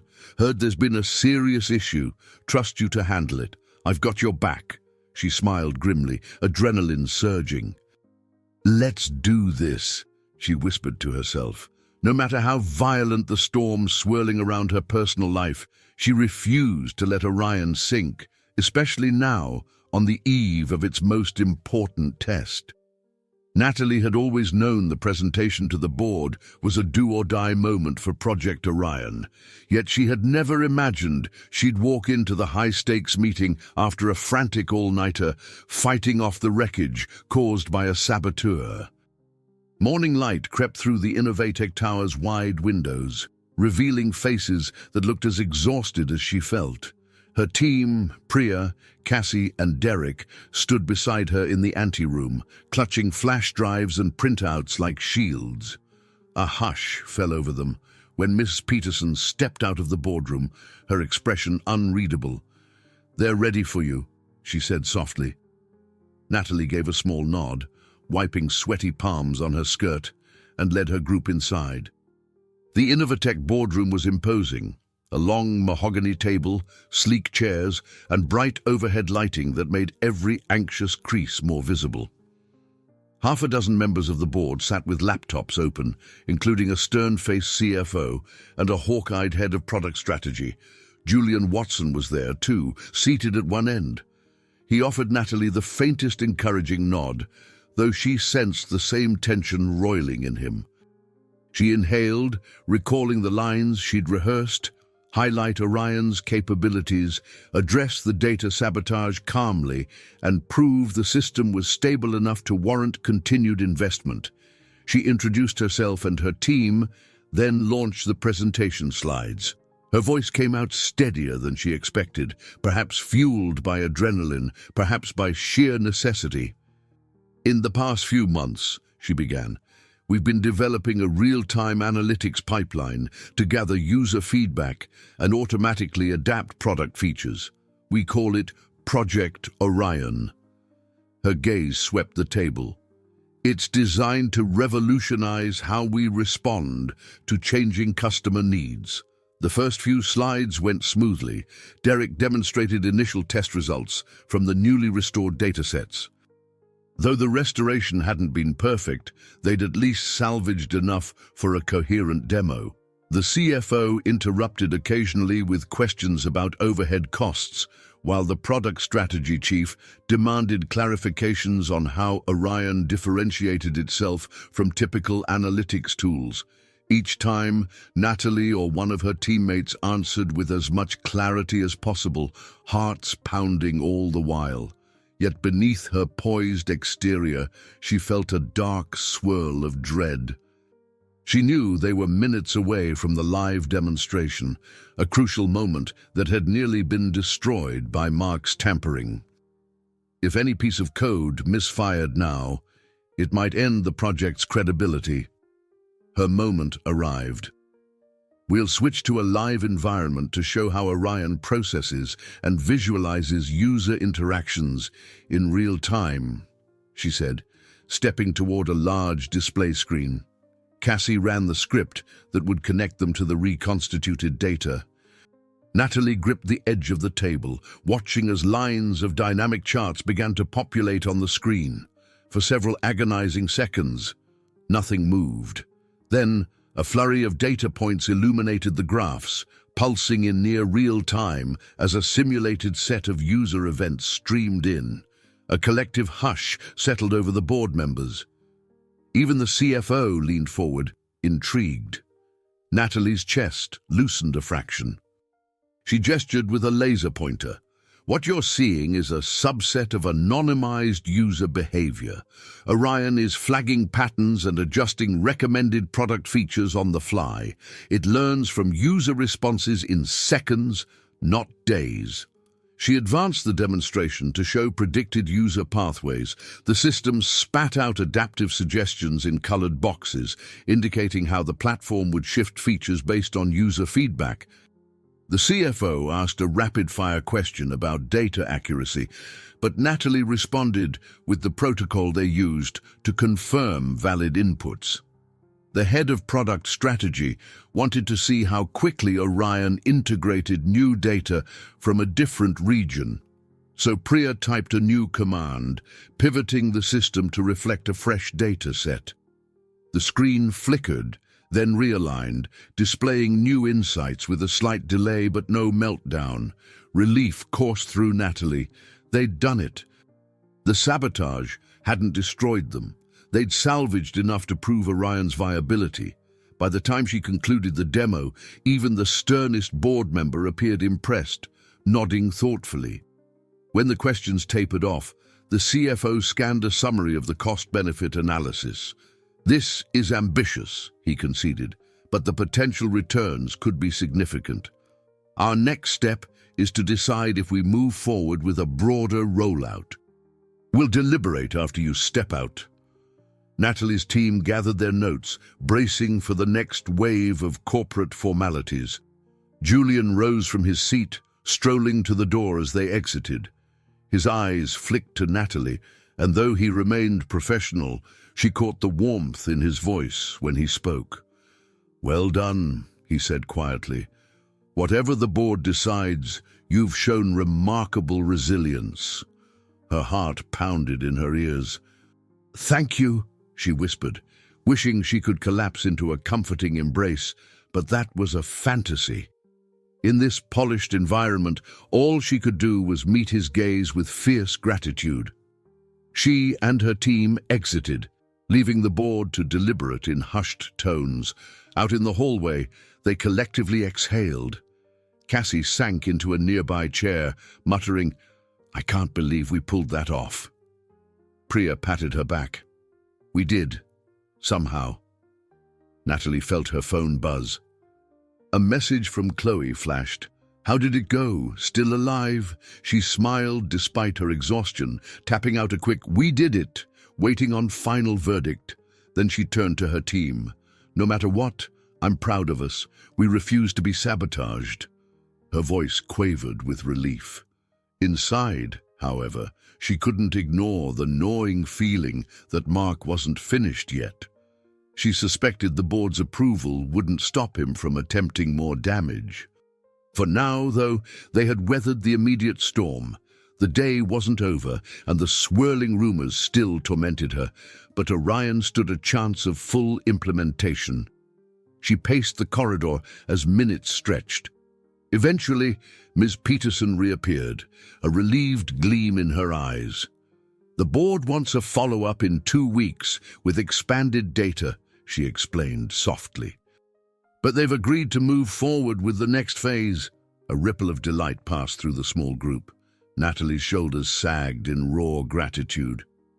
Ms. Peterson added, "They commended your leadership under pressure." Natalie managed to keep a professional demeanor, but her insides soared. This was the break they'd needed, a validation of everything she and her team had fought for, spurred on by grueling nights and unwavering determination. It was a victory, yet still precarious. Her personal life remained a minefield of speculation, and Mark lurked as a hidden threat. But at least for this moment, Orion was alive, and that small triumph felt monumental. As her team dispersed, she drifted toward the elevator. Checking her reflection in the polished metal doors, she noticed the fatigue etched under her eyes and the flicker of triumph behind them. Perhaps this was her moment of symbolic death and rebirth. She was no longer the timid analyst content to remain unseen. She'd fought for her project, and she'd do it again, no matter how dark the night became. That evening, Natalie decided she couldn't face the quiet emptiness of her apartment just yet. Instead, she sat on a bench at a small waterfront park near downtown Seattle, gazing at the shimmering Puget Sound. The lingering tension from the sabotage and the intense board presentation was still lodged in her shoulders. She closed her eyes, letting the cool evening breeze brush over her skin. A part of her yearned for the calm she used to feel while stargazing at home, but her mind buzzed with the day's events. A soft sound of footsteps on gravel made her open her eyes. To her surprise, Julian emerged from the dusk, wearing a casual jacket. He approached with a tentative nod. "I hoped I might find you here," he said quietly. "Ms. Peterson mentioned you headed this way." She felt a momentary spark of alarm, fearful that someone from the company might see them. Then again, after everything, maybe she deserved a moment of unguarded connection. "Did you follow me?" she asked, her tone more curious than accusatory. He gave a hint of a smile.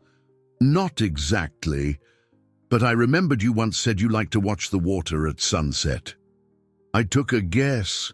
She shifted, making room on the bench. "I do," she replied. "It's one of the few places I can breathe." When he sat beside her, the tension in her chest loosened just a bit. They sat in a comfortable silence for a moment, listening to the distant hum of traffic and the gentle lapping of waves against the shore. "You did brilliantly today," Julian finally said. "Orion wouldn't have survived without your determination." Natalie stared at the darkening sky. "I couldn't have done it alone. My team pulled an all-nighter, and Khloe helped find evidence of sabotage." She paused, exhaling a shaky breath. "Still, Mark's attempts really shook me. I felt worthless for a moment, exposed." He set a careful hand on her shoulder. "If you ever need resources to protect Orion from internal threats, I'm here. We'll tighten security, investigate further." He looked away momentarily, a flash of guilt crossing his features. "I know our closeness makes you a target for rumors." A pang shot through her. "I don't blame you for that. I hate the gossip, but I hate even more the idea of losing what we've started to build, both Orion and us." She stopped, uncertain if us was the right word. Yet they both knew something beyond mere friendship was unfolding, no matter how the office labeled it. Julian's expression flickered with relief, as though he'd worried she might blame him. "We'll figure it out," he murmured, letting his hand drop from her shoulder. "I won't let Mark's pettiness or any blog define who we are or how we feel, and I won't let them undermine your professionalism."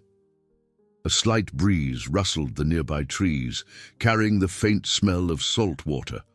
Natalie leaned back, exhaustion seeping through her limbs.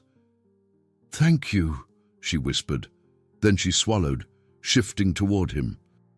"I don't want to hide forever, but right now I'm not ready for the entire world to weigh in on our personal choices." His gaze softened. "We'll keep a low profile. Let's focus on giving Orion the best chance. Once that's solid, we can decide how to handle this publicly." He frowned. "My fear is that the stress might become too heavy for you." She lowered her eyes. "I won't lie, it's already heavy, but I won't retreat. This is my life, my career. I finally have a chance to show my capabilities, and I also want to keep this connection with you." He exhaled, tension slipping from his shoulders. For the first time since the scandal erupted, he looked almost at ease. "Then we persevere," he said, voice resolute. "We'll set boundaries, keep our professional interactions clean, and build Orion so well that no one can question your competence. Meanwhile, I'll discreetly push HR to investigate the sabotage angle more thoroughly." Natalie nodded, her chest warming with gratitude. She recognized that forging ahead required courage neither of them had fully anticipated. Yet the alternative, shutting down, backing away from each other, letting Mark or the tabloids dictate their narrative, felt worse. She realized a new reservoir of willpower had taken shape inside her, fueled partly by her own ambition and partly by the bond she felt with Julian. They chatted a bit longer about the next steps for Orion, scheduling software updates, finalizing additional security protocols, and eventually presenting to broader teams within the company. The conversation felt half business, half intimate, a strange hybrid that she was slowly accepting as normal. At last, the sky had grown fully dark, stars pricking through the city's glow. Natalie remembered the many nights she'd spent alone by her telescope, yearning for a purpose. Now, she had one. Multiple ones, really, and though her path was riddled with obstacles, she felt anchored by that sense of direction. She snuck a glance at Julian's profile, illuminated faintly by a street lamp, and marveled at how unexpected life could be. "Thank you for coming," she said as they rose to leave. "I needed that boost tonight." He hesitated, then gently squeezed her hand, a fleeting gesture. "Any time," he replied, voice thick with unspoken affection. "Stay safe, and keep me updated if anything else suspicious happens at the office." She let go of his hand, reminded once more of how precarious their situation was. If anyone saw them here, half hidden under city lights, the rumor mill would spin into overdrive. But as she walked back to her car, she realized she no longer felt trapped by fear, only energized to fight for what she cared about. She had found the will to persevere in Orion and in her fragile, tangled relationship with Julian. Whatever challenges lay ahead, she was no longer the invisible analyst, content to watch from the sidelines. She would move forward, step by determined step. A week later, Innovatech's annual mid-year gathering, a massive event typically held in the building's glass-walled conference hall, arrived with an undercurrent of tension. High-profile investors, department leads, and top executives milled about, sipping coffee and nibbling on catered pastries. The program included product showcases, executive speeches, and a live Q&A session. People murmured that Project Orion would be highlighted as the next big leap in real-time analytics. Natalie stood off to the side, scanning the mingling crowd. This gathering felt like a boiling pot of corporate alliances, discreet rivalries, and public performances. She spotted Mark near the front, sporting a smug grin as he chatted with a few mid-level managers. Though the sabotage investigation was ongoing, no official charges had been announced, so he still walked freely. Her stomach twisted at the sight, but she forced herself to remain calm. After a series of speeches, Ms. Peterson took the podium. "Now, it's my pleasure to invite Natalie Price and her team to the stage to share an update on Project Orion." A flurry of whispers coursed through the audience. The rumor-laden blog articles still lingered in people's minds. Natalie inhaled sharply, exchanging a supportive glance with Priya and Derek before stepping onto the makeshift stage. She wore a simple but professional blazer. She wanted no illusions that she was coasting on flashy appearances. Adjusting the microphone, she mustered a steady smile. "Good morning, everyone.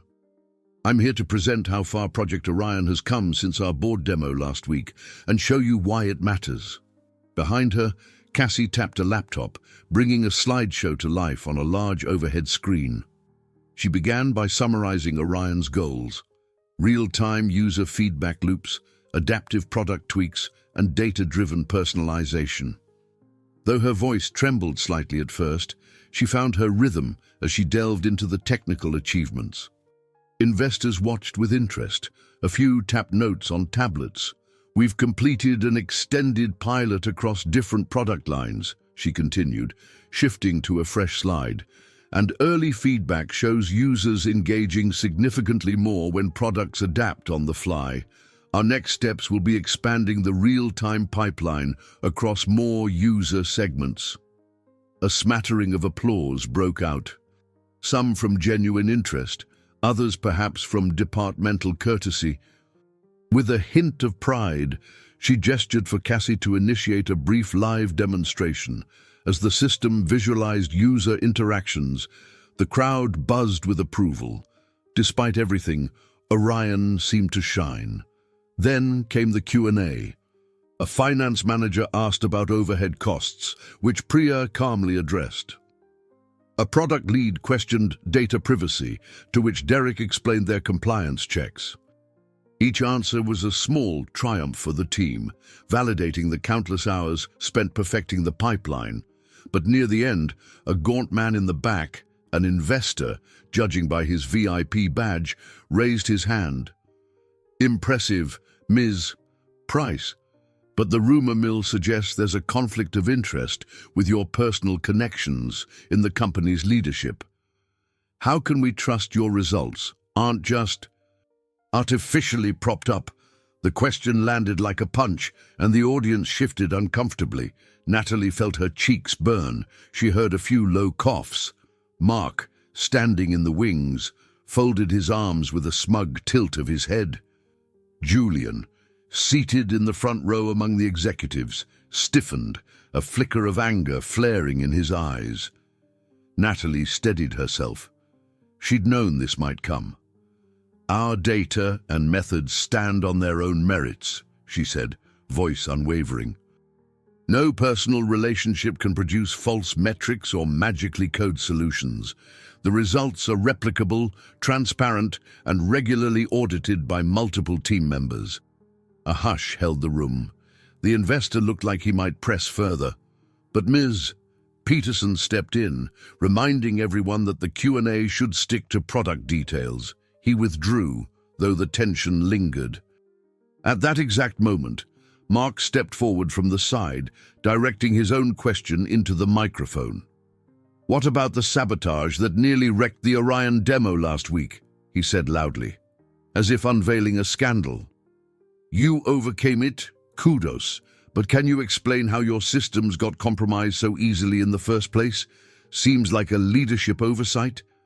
Gasps fluttered through the crowd. Natalie's pulse pounded. This was an outright attempt to embarrass her in front of the entire company. She inhaled, forcing composure. "We encountered unauthorized alterations," she stated, carefully choosing her words. "We have reason to believe it was deliberate sabotage. However, thanks to backups and a swift response, we recovered. We're tightening security measures to ensure it doesn't happen again." My oversight was trusting that all staff would respect company projects, but I stand by Orion's integrity." Mark's eyes glinted, satisfied by the drama he'd sparked. But then Julian rose from his seat, commanding attention with a subtle wave of his hand. "From the executive standpoint," he said evenly, "I can attest Mrs. Price handled a crisis situation with utmost professionalism. The sabotage was not due to incompetent leadership, it was a malicious act under investigation." His gaze pinned Mark. "We take such acts seriously, and we expect to hold responsible parties accountable." An uneasy murmur passed through the room. Mark shifted on his feet, losing some of his smug posture. Natalie's heart thundered. Julian had publicly supported her, but his involvement also highlighted the personal link the investor had questioned moments earlier. She felt a swirl of emotions: gratitude, embarrassment, fear. The tension hung thick as Ms. Peterson swiftly concluded the Q&A, thanking everyone. Applause rose, though overshadowed by the undertones of conflict. Natalie stepped off the stage, adrenaline flooding her system. She'd stood her ground, confronted Mark's aggression, and endured a pointed inquiry about her personal connections. Julian approached quietly, concern etched on his face. She nodded at him, eyes misty with a mixture of relief and anxiety. For a split second, they almost forgot themselves, nearly reaching for each other's hands before remembering the crowd. Instead, he murmured, "You did well. I'm proud," and moved on to shake hands with a board member. Natalie held back a surge of tears. The day had escalated into a raw public confrontation, marking an emotional climax that laid bare her competence, her fragile bond with Julian, and the corporate politics swirling around them. Though she felt drained, she also sensed a tectonic shift. There was no hiding anymore. Everything stood on the line, exposed to the entire company. She pulled herself together, returning to her team. Despite the drama, applause and questions kept coming. Investors wanted more details. Colleagues offered handshakes. She forced a reassuring smile for Priya, Cassie, and Derek. They had achieved a monumental step in Orion's journey, but the cost was steep. Natalie realized she might be at the very tipping point of her personal and professional life, a point from which she could no longer retreat. The aftermath of the mid-year event left Innovatech buzzing. Word spread that the sabotage investigation was reaching a critical juncture. Emails flew between legal, HR, and IT security. Khloe fed Natalie bits of insider intel, hinting that Mark's involvement might soon be exposed. Meanwhile, Julian exercised careful leadership, ensuring the inquiry proceeded fairly but swiftly. In a twist of irony, each new day seemed to validate that Mark's sabotage claims had originated with Mark himself. Natalie spent most of her time in the Orion workspace, pushing final refinements with her team. The board's endorsement for a wider rollout was still in place, but they wanted guaranteed safety from future tampering. Every system update felt like walking a tightrope, mindful that any vulnerability could be exploited again. One afternoon, a tense hush settled over the office when an HR representative and 2 security officers entered Mark's department. Natalie only heard rumors that they escorted him out after presenting him with evidence, logs of altered data, suspicious email communications, and partial footprints linking his IP to sabotage attempts. No public scene erupted, but the shockwaves reverberated through the building. Mark was gone. That same day, Khloe found Natalie in a hallway corner, brandishing a sly grin. "You okay? Seems your biggest obstacle is, well, neutralized." HR must have built a strong case. Natalie took a moment to respond, absorbing the news. "Part of me is relieved, but I'm also angry he got this far, caused so much damage, and tried to ruin our reputations." Khloe nodded. He'll face legal consequences, and hopefully that discourages future stunts. Your name is cleared. Nobody can claim you're riding some favoritism wave. You proved yourself under brutal circumstances. Despite the wave of relief, Natalie couldn't fully shake her remaining fears. The rumor mill had quieted somewhat, but plenty of employees still whispered about her influence over the CEO. The humiliating simple girl label occasionally popped up in joking references. She'd grown a thicker skin, though, after all, Orion was forging ahead, and Mark, her chief saboteur, was no longer an active threat. At week's end, Julian called a meeting in the same boardroom where she'd presented the salvage operation. This time it wasn't the board, but a gathering of department leads, including Natalie's manager, the CFO, and a few product directors. Miss Peterson greeted everyone warmly, then turned it over to Julian, who stood at the head of the long table, exuding composed authority. "I've convened this session," Julian began, "to acknowledge the resolution of the sabotage case. We've removed the individual responsible from the company." His voice was firm yet calm.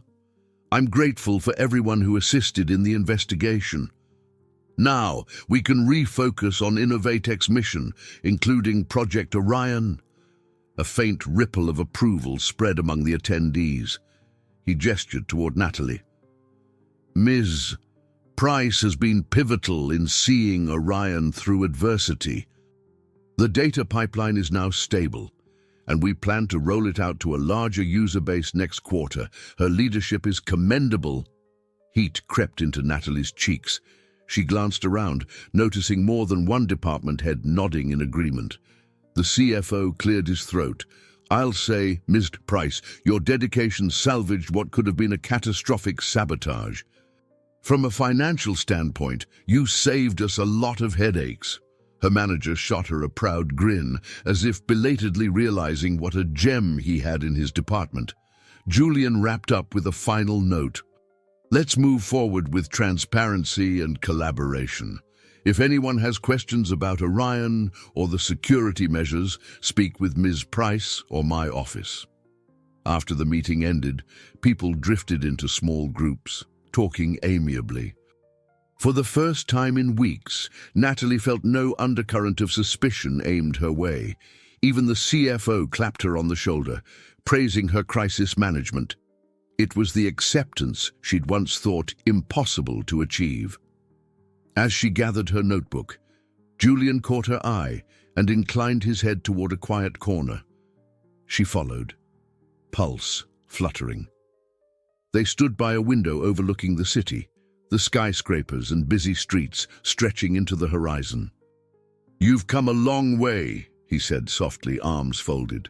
"Not too long ago, you were an overlooked analyst. Now half the leadership is applauding your name." A bittersweet smile tugged at her lips. "It's surreal. I always wanted recognition, but not like this, through scandals and sabotage. Still, I'm grateful." Julian's gaze flicked to her notebook. "Thank you for never giving up on Orion, or on yourself." She drew a careful breath. "Thank you for trusting me, even when the rumor mill was spinning out of control." He hesitated, clearly weighing his next words. "Now that Mark is gone and the project is stable, maybe we can have a more open conversation about us. I'm not saying we announce anything publicly, but perhaps we can stop pretending to be strangers." Her heart thumped. After everything, the idea of stepping into the light with their relationship felt at once exhilarating and terrifying. "I'd like that," she said at length, "but let's do it step by step.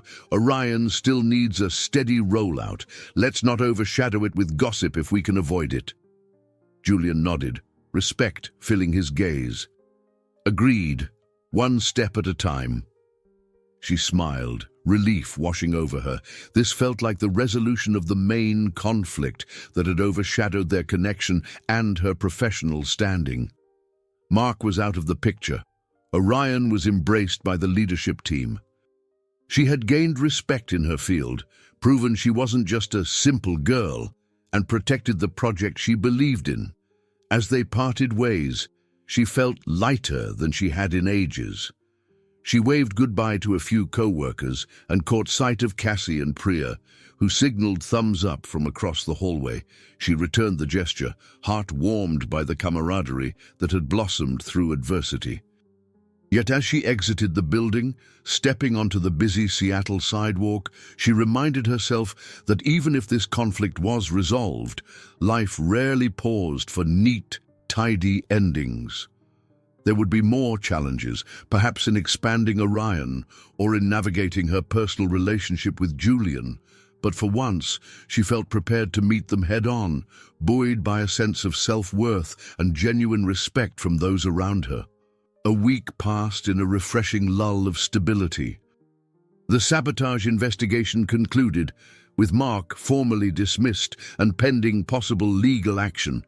The tabloids that once called her Simple Girl moved on to newer scandals, and the office whisper network found fresh drama to latch onto. Meanwhile, Natalie and her team began Phase 2 of Orion's rollout, launching beta tests with a broader slice of users. The pipeline hummed smoothly, delivering real-time insights that validated every late-night coding session and stress-fueled fix. The tension in Natalie's chest had eased. Instead of dreading every glance from a colleague, she noticed nods of respect, even quiet admiration, especially from those who saw how she'd steered Orion through chaos. She was no longer invisible, no longer pigeonholed as the quiet data analyst. She was simply Natalie Price, a woman who'd proved her worth. One crisp morning, Julian approached her cubicle, ignoring the curious stares from nearby staff. "Natalie," he said, voice calm, "I have an errand off-site in about an hour. Some product demonstration. Want to join me? We could talk about Orion's next expansion on the way." She hesitated, conscious of how it might look. But she also recalled their agreement to move forward, step by step. "Sure," she replied. "Let me grab my notes."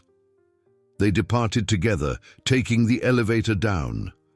Though a few co-workers eyed them with thinly veiled curiosity, neither Julian nor Natalie tried to hide the fact they were leaving together. Down at the parking garage, he led her to a sleek Innovatech company car, holding the passenger door open. She slid in, nerves buzzing. Was she truly ready to be seen alongside him so openly? Their drive took them along Seattle's waterfront. The conversation started professionally. Future enhancements to Orion's predictive models, potential synergy with upcoming Innovatech devices, the timeline for a full public launch. But soon, the talk wove into personal territory. She found herself smiling as she told him about Khloe's investigative reporting ambitions, how she'd nearly exposed a corporate scandal in another firm. He chuckled, hinting how certain bigwigs dreaded journalists like Khloe who refused to be intimidated. Eventually, Julian pulled into a quiet marina parking lot, not the bustling urban location Natalie had expected. She gave him a curious look as he parked. "Is this where we're supposed to do the product demonstration?" He cut the engine, returning her puzzled gaze with a soft smile. "Not exactly. I may have stretched the truth about a demonstration." He reached into the back seat, retrieving a neatly folded blanket. "I realized we've both been running on fumes, thought we could use a morning off-site that's less stressful." Her heart fluttered. "So this was a ruse to whisk me away," he shrugged, appearing more vulnerable than she'd ever seen him. "We're not doing anything wrong by taking a break. You've earned it, and so have I." She couldn't argue with that. The marina was quiet, boats rocking gently, a few seagulls squawking overhead. They exited the car, and Julian led her along a wooden dock to a patch of grassy shoreline. He spread the blanket on the ground. Morning sunshine filtered through a light haze, painting the water with dappled gold. They sat side by side, tension melting with each breath of sea air. Natalie felt the wind ruffle her hair and inhaled the briny scent. For a few minutes, neither spoke, content to let the serenity wash over them. She realized that, despite their successes, they hadn't truly paused to absorb the emotional toll of the past months. Julian finally broke the silence. "I can't remember the last time I did something spontaneous," he admitted. "I've been so guarded, so work-focused. Meeting you reminded me there's more to life than quarterly reports." She turned to him, heart full. "The feeling is mutual. Before all this, I was content being invisible, always afraid to aim higher. But now—" She trailed off, scanning the harbor. "I'm not the same. I know my worth, and I'm not so scared anymore." He reached for her hand, this time without hesitation. She let their fingers intertwine, ignoring the small voice that warned about prying eyes. In this slice of the city, away from the Innovatech walls, they were just two people who had weathered a storm together. "There's something I want to say," Julian murmured, voice low. "I respect your talent, your leadership, your integrity. And I care about you more than I ever expected." He drew in a breath, as though stepping off a precarious ledge. "If you're willing, I'd like us to take the next step in being together, not hidden away, not an office secret." Warmth flooded Natalie's chest. She remembered the sting of Simple Girl headlines, the hush-hush coffee meetings, the relentless speculation. Yet she also recalled how fiercely she'd fought for Orion, for her own self-esteem, and how Julian had championed her at every turn. "I want that too," she said softly, "but on our terms, at our pace."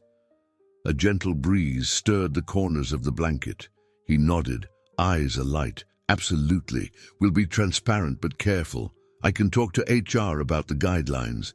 Make sure no one questions your new position or your achievements. You've earned your place, and I don't want any illusions that you owe it to me."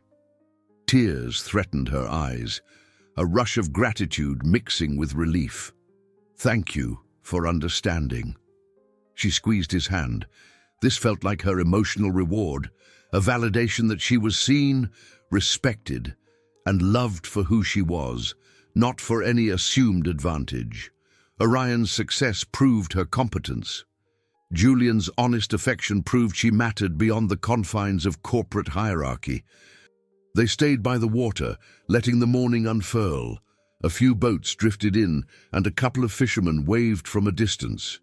For the first time in months, Natalie felt no pressing urgency to run a data script or quell a rumor. She was simply present, relishing the calm. Eventually, they packed up the blanket, heading back to the car with lighter steps. As Julian drove them away, he teased about grabbing lunch at some hidden bistro, and she laughed, a genuine sound that resonated in her chest. Though obstacles would surely appear, introducing a public relationship could stir new chatter. Natalie felt strong enough to meet them. The intangible weight that had once pressed on her heart was gone, replaced by a quiet conviction. She had found her voice in the corporate chaos, and now she was embracing a hard-earned happiness with the man who'd challenged and supported her. It was, in every sense, a true emotional reward. The fusion of personal and professional victories, shining brighter than the negativity that once threatened to eclipse them. The next few weeks at Innovatech were a whirlwind of activity for Natalie, but not in the chaotic, crisis-driven way she'd grown used to. Instead, the office buzzed with productive energy. Project Orion was officially entering its expanded rollout phase, meaning her team was onboarding additional analysts, quality assurance testers, and even a few marketing specialists who would shape how the company announced Orion's capabilities to the public. Though she still held the role of lead data strategist, Natalie quickly realized this larger environment demanded new skills: delegation, conflict resolution among personalities who hadn't worked together before, and a willingness to blend her technical vision with the marketing team's user-friendly narrative. She spent long hours in conference rooms, balancing raw data points with brand-friendly charts and graphs. It was a tricky process, yet one that energized her. For the first time in her life, she felt her expertise genuinely mattered to a cross-section of the company. Late one afternoon, she paused to sip from a steaming cup of green tea. Priya and Cassie were in the midst of training the new hires on the intricacies of Orion's real-time dashboards. Derek was finalizing a predictive modeling tweak. Watching them all from the corner of the open concept workspace, Natalie found herself marveling at how smoothly things were running. Even the usual corporate frictions seemed minor compared to the sabotage fiasco from weeks ago. She'd integrated new perspectives, everyone's voices, into Orion's roadmap, and that made a tangible difference in morale. Khloe arrived, swiping a visitor's pass at the front desk, laptop bag slung over her shoulder. She flashed Natalie a grin. "Hey, Ms. Popular," she teased, nodding toward the lively scene. "I'm here to wrap up the interview I've been doing about workplace culture and ethics. Think you have a half hour to chat with me?" They ducked into a small breakout room. Despite the glass walls, it offered a semblance of privacy. Khloe set her recorder on the table. "I've been hearing rumors, good ones this time, about how management is adopting new policies. Something about clearer whistleblower protocols and stricter access logs. Word on the street says your sabotage case triggered a company-wide reform." Natalie smiled. "Yeah, Julian's been championing it. The idea is to make sure no one can cover their tracks like Mark tried to. It's not just about prevention. It's about empowering people to speak up if they notice wrongdoing. We're also doing more robust backups and daily snapshots so we never lose data again." Khloe's eyes gleamed. "Love it." That's exactly what this piece is about, how a negative event can spark necessary change. She jotted a few notes, then fixed Natalie with a curious look. "Off the record, how are things with Julian? I notice you're not hiding in shadows anymore." A soft flush colored Natalie's cheeks. Though she'd never been one to gush about personal relationships, she knew Khloe was asking sincerely. "We're good. We decided to be transparent, step by step.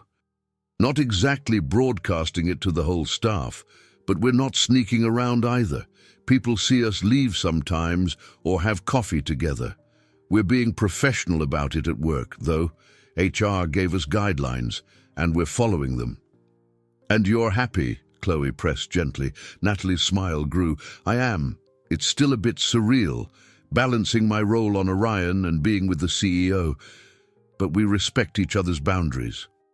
Julian's been careful not to overshadow my contributions, and I'm letting myself enjoy being cared for, letting go of that old fear that I'd be judged incompetent." Khloe clicked off the recorder, tucking it away.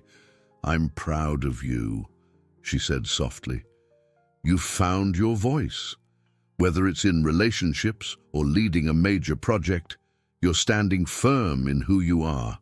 That's huge." Before Natalie could respond, Cassie poked her head into the breakout room. "Nate, the marketing folks need you. They want to finalize the data visuals for next week's external demo. Sorry to interrupt." Natalie rose. "No problem. Duty calls." She turned to Khloe. "We'll catch up more later?" "You bet," Khloe said, gathering her bag. "Thanks for the update." Outside in the hallway, she bumped into Julian, who'd just finished a meeting with the CFO. He offered a warm smile that made her stomach flutter. "Busy as ever?" he asked, glancing at the array of colleagues bustling behind her. She nodded. "I have another data visual alignment session, but things feel different now, like the company's collectively more open." His eyes shone with approval. "I've noticed Your leadership style is rubbing off. People feel safe contributing ideas. Mark's sabotage forced us to confront outdated policies, so now we're actually improving our culture." Warmth spread through her chest. She realized this was exactly the new perspective she hoped for, an Innovatech that valued transparency, collaboration, and individual voices. "Glad to be part of it," she said, her voice holding a quiet thrill. He stepped aside to let her pass, then lowered his voice, teasing, "I have a break later. Maybe we can discuss the next Orion milestone, over coffee." She smirked, catching the playful gleam in his eye. "Sure thing, boss," she replied with mock formality, and made her way down the hallway. As she rejoined the marketing conversation, she felt a gentle confidence anchoring her. The negativity that once clouded her path, self-doubt, sabotage, rumors, had largely dissipated. What remained was a sense of purpose, forging Orion into the success she knew it could be, while nurturing a relationship that continued to surprise her with its depth. Integrating new perspectives had indeed broadened her horizon, professionally and personally. By late evening, the office gradually emptied, leaving only the hum of distant computers. Natalie took a final stroll through the workspace, ensuring everything was set for the next day's tasks. Glancing out the large windows, she saw the city lights twinkling against a clear sky. She smiled, thinking of the telescope in her apartment. Maybe she'd have time to stargaze tonight. But unlike before, she no longer felt like an isolated observer. Now, she was fully present in her world, with Orion behind her, and a horizon of new possibilities stretching ahead. The following week brought a flood of fresh developments that interwove across various corners of Natalie's life. With Orion's next stage of rollout looming, more teams needed her input, and the data lab turned into a bustling hub of new faces. Side by side with her main tasks, she found herself helping Khloe add a final chapter to the journalist's investigative piece on corporate ethics, an article that had quietly started months prior. One afternoon, Khloe managed to corner Natalie near the Innovatech cafeteria.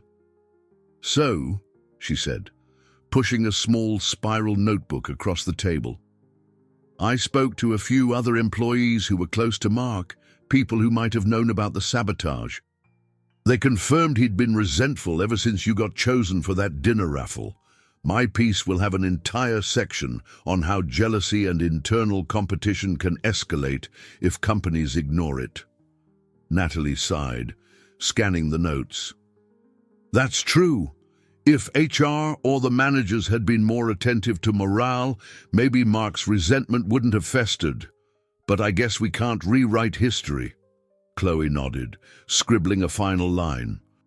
"The bright side is Innovatech put better frameworks in place now, like you told me last time, so I'll wrap that up as the hopeful conclusion."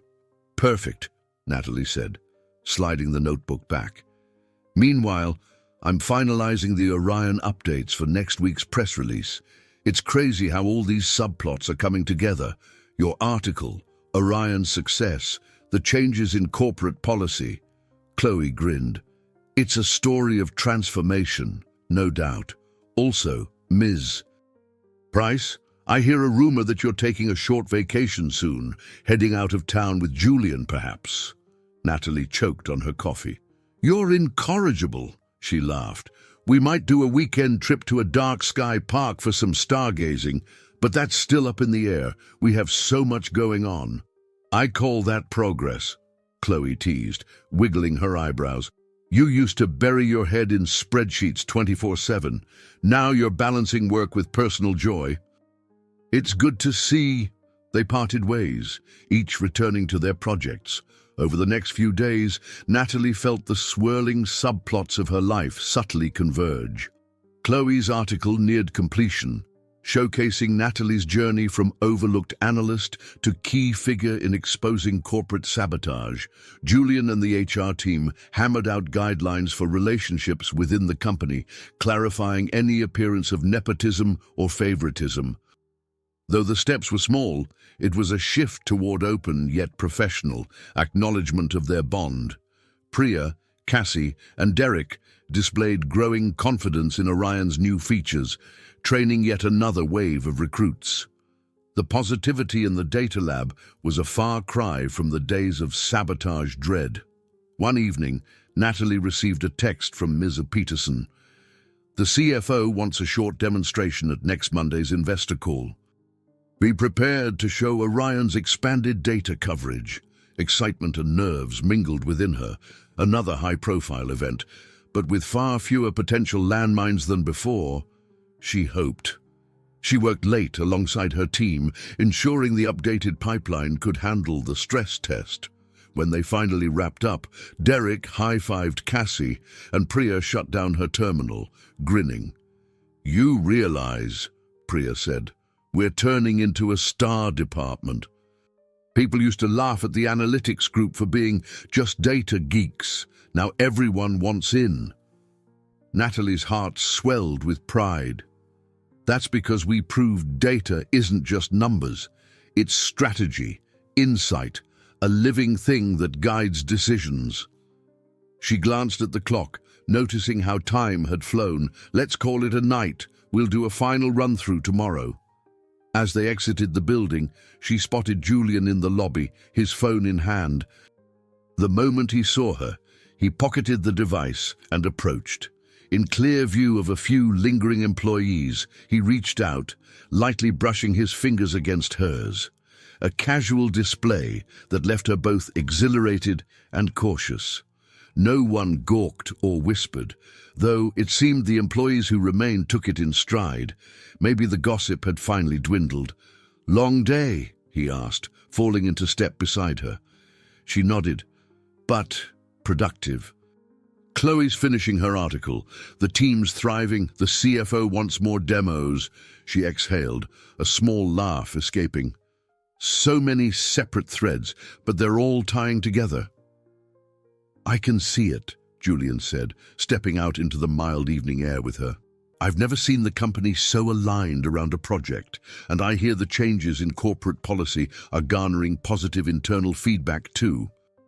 People feel safer, more open to reporting issues." They paused at the curb, waiting for the traffic light. Natalie took a moment to watch the cars pass, headlights streaking in the dusk. "It feels like everything is reaching a resolution, not just for Orion, but for the environment here." She glanced sideways at him. "Sometimes I still have to pinch myself to believe it's real." He gave a low chuckle, almost wistful. "I know the feeling. Every day I remind myself how differently things could have gone if you hadn't won that raffle. If you hadn't pushed through your fears, if we hadn't confronted the sabotage head-on." The light changed, and they crossed together. Her mind flicked back to the earliest days, when she was just a quiet, uncertain analyst who never dreamed of having dinner with the CEO. Now she was stepping into a leadership spotlight, steering Orion and forging a deeper relationship that transcended corporate roles. As they walked, she realized just how many loose ends were being tied up in her life. Mark's sabotage had ended in his dismissal. Khloe's article was about to go live. Innovatech was implementing genuine changes, and her relationship with Julian had evolved from fearful secrecy to a cautious, supportive partnership. She could sense a completion of an arc, a natural culmination of all the smaller stories that once weighed on her. She felt surprisingly light, like she finally had room to dream bigger. They paused outside a small coffee shop, and Julian murmured, "Want to grab a quick cup before heading home?" Natalie smiled, a quiet warmth unfurling in her chest. "Sure," she said. "Let's celebrate tying all those loose threads." He opened the door, and she stepped inside, thinking how every step felt like moving forward, together. In that simple, shared moment, the subplots of her work, her friendships, her blossoming romance, and her personal growth all converged, weaving an intricate tapestry she'd never dared imagine before. Monday morning arrived, and with it the high-stakes investor call. Natalie paced in a small private conference room, reviewing the slides she intended to share via video conference. Despite the relative calm at Innovatech in recent weeks, she felt the old flutter of nerves. This was a major demonstration, after all, a chance to prove Orion's updates could sway key investors to funnel even more resources into the project. Khloe was perched on a chair in the corner, finishing a phone interview about her soon-to-be-published ethics piece. She gave Natalie a thumbs up. "Stop pacing," she teased. "You've got this. I'll keep quiet so I don't disrupt your meeting." Natalie exhaled, letting a small laugh escape. "Thanks for being here. You're my good luck charm." The laptop on the table chirped, signaling that the conference line was live. On screen, multiple investor faces appeared in neat squares, some from across the country, some international.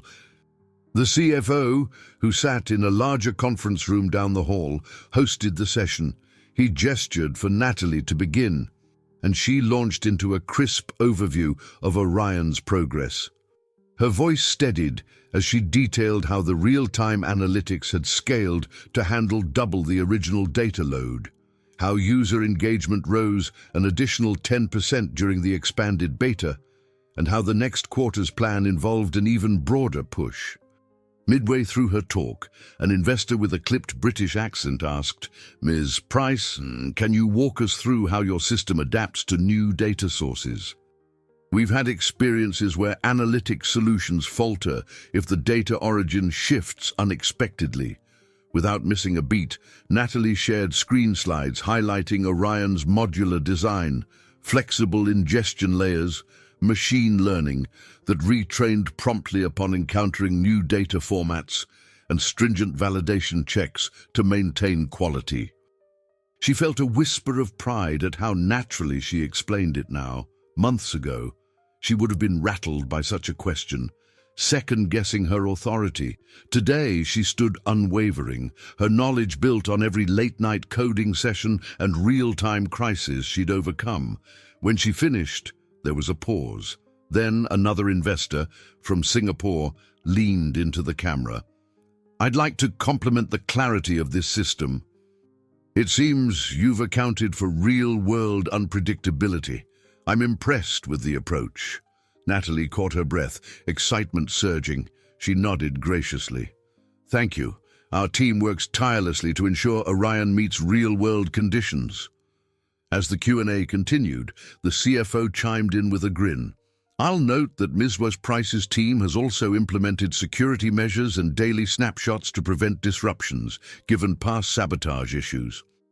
That was a lesson learned, but we emerged stronger." Her chest felt warm at the CFO's public commendation. When the call ended an hour later, multiple investors expressed confidence in Orion's roadmap. The CFO closed the session with a statement that the board would likely greenlight further funding for the next phase. Natalie ended the call, cheeks flushed with relief and triumph. Khloe let out a delighted squeal, forgetting her vow of silence. She jumped up to hug Natalie. "You killed it!" she exclaimed. "They're practically throwing money at Orion now." Natalie laughed, hugging back. "It's surreal. This time last year, I was invisible in a cubicle, too afraid to speak in staff meetings. Now I'm leading calls with global investors." Khloe released her, giving a mock sniffle. "I'm so proud. You've fully transformed, like a caterpillar to a data-driven butterfly." Maybe I'll add a bonus paragraph to my article, "The Metamorphosis of Natalie Price." Before Natalie could respond, a knock sounded on the door. Julian peeked his head in. "I got the CFO's message. Sounds like the investors were thrilled." She grinned, adjusting her posture to something more professional in front of Khloe. "Yes, it went even better than expected." "That's wonderful," Julian replied, stepping into the room. His voice was steady, but she saw genuine pride shining in his eyes. "So, the final test to confirm your transformation, public investor scrutiny, has been passed with flying colors." Khloe tapped her notebook. I was here as a witness. Natalie was unstoppable, and now I've got a quote for my follow-up piece, she joked, winking. They all shared a laugh. The tension of the meeting faded into a joyous energy. Julian had to leave for another executive briefing, but not before offering Natalie a murmured, "Well done," and a subtle brush of his hand against hers. Khloe smirked, capturing the moment in her mental reporter's file, though she said nothing. Alone again, Natalie gazed at the blank screen where moments ago the entire world of stakeholders had watched her. Her heart pounded with a potent mixture of relief and fulfillment. This meeting had been the capstone on her personal and professional growth, what she called the final test, verifying she could stand confidently before an international audience. She didn't need Mark's sabotage or a dramatic confrontation to prove her worth now. She had crossed that bridge, confronted each challenge, and emerged as a recognized leader. The words, "simple girl," no longer haunted her. They'd been replaced by the firm conviction that she was Natalie Price, the driving force behind a revolutionary data project. Gathering her notes, she stepped out into the hallway, where the hum of Innovatech's daily operations continued. People bustled back and forth, none giving her suspicious looks or whispered judgments anymore. It was a new normal, an office environment that respected her. And though she felt a small twinge of fatigue from all the late nights, she realized she had more energy than ever, fueled by a sense of purpose. Later, she found a moment to text her team, "Investor call was a success. Thank you all. Your work made this happen." The flurry of celebratory replies that followed brought a smile to her face. This was their collective victory. She wasn't alone in the spotlight. She was part of a proud, supportive crew. Tucking her phone away, she took a steadying breath. The final test of transformation might be over, but her journey continued. Still, if she looked back at her timid self from months before, that version of Natalie would hardly recognize who she was now. And that thought filled her with awe and gratitude. In the wake of the investor triumph, Natalie discovered a welcome yet unfamiliar feeling. People throughout Innovatech approached her not with suspicion, but with eagerness to learn. A few weeks after the big call, she'd become a mentor figure to budding analysts, and even some managers. They all wanted to glean insights about real-time data, about balancing technical rigor with intuitive design, and about how to steer a high-stakes project without losing sight of the human side. One day, Khloe arrived at the office beaming. "You won't believe the reaction to my published piece on corporate ethics and sabotage. It's sparking discussions in other companies, too. People are asking me to speak on panels. They're fascinated by the Mark case, how a single bitter employee could threaten a major initiative, and how a strong team overcame it." Natalie felt a rush of pride for her friend. "That's fantastic. You deserve all the praise. Your article is thorough, fair, and it highlights the need for better corporate cultures." Khloe tapped her phone, scrolling through messages. And guess who's credited as a major source of inspiration? Ms. Natalie Price, who reminded everyone that quietly brilliant employees can do great things if given a chance. At that, Natalie blushed. "I don't think I deserve that spotlight." "You do," Khloe insisted, her voice softening. "Look, you're living proof that real change can start from the ground up. You're showing others the elixir you found, this blend of confidence and competence.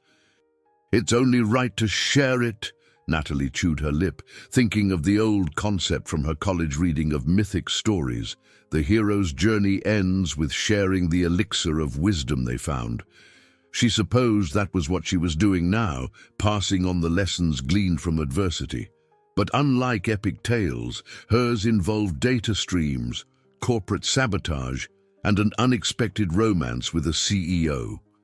She saw tangible proof of that shared elixir when a new hire, Mia, stopped her in the hallway after lunch.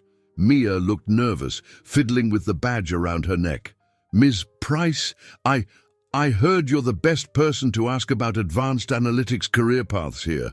I'm an entry-level data scientist, but I'm worried I'll never stand out."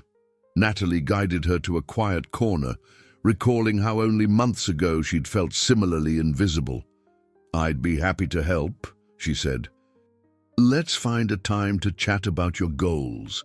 Innovatech is a big place, but there are ways to make your mark, like focusing on an area you genuinely love."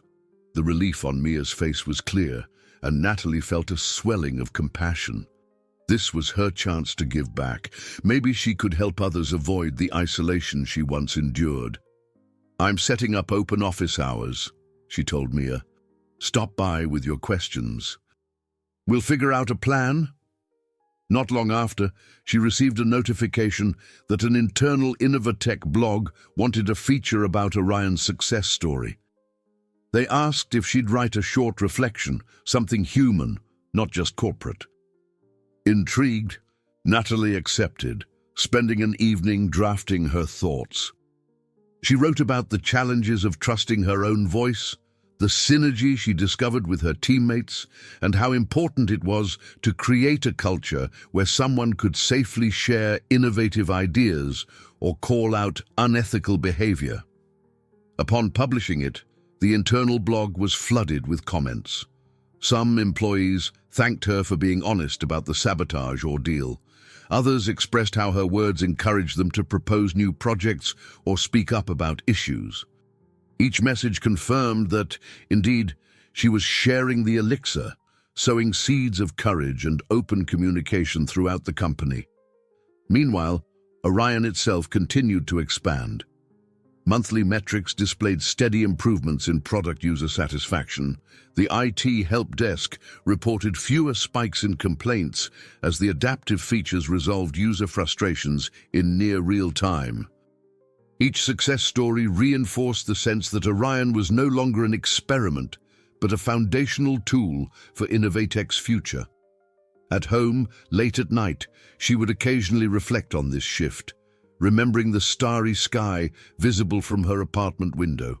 Back in the quieter days, she'd peer at constellations, dreaming of a world where she felt seen.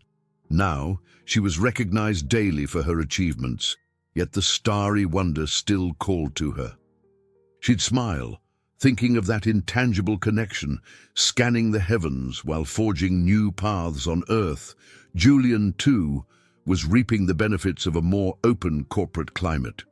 The board recognized him for implementing changes that boosted morale, and employees spoke positively about the new era at Innovatech. Though he remained meticulous and somewhat distant in public, those close to him saw a subtle shift. He was more approachable, more willing to hear out new ideas. Natalie realized that while she had found her elixir of confidence, Julian had also rediscovered his trust in genuine human connection. Their relationship progressed quietly but steadily.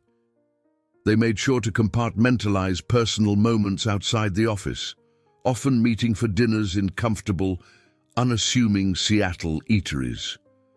Once or twice, they glimpsed a photographer lurking around, but the tabloids seemed to have largely moved on.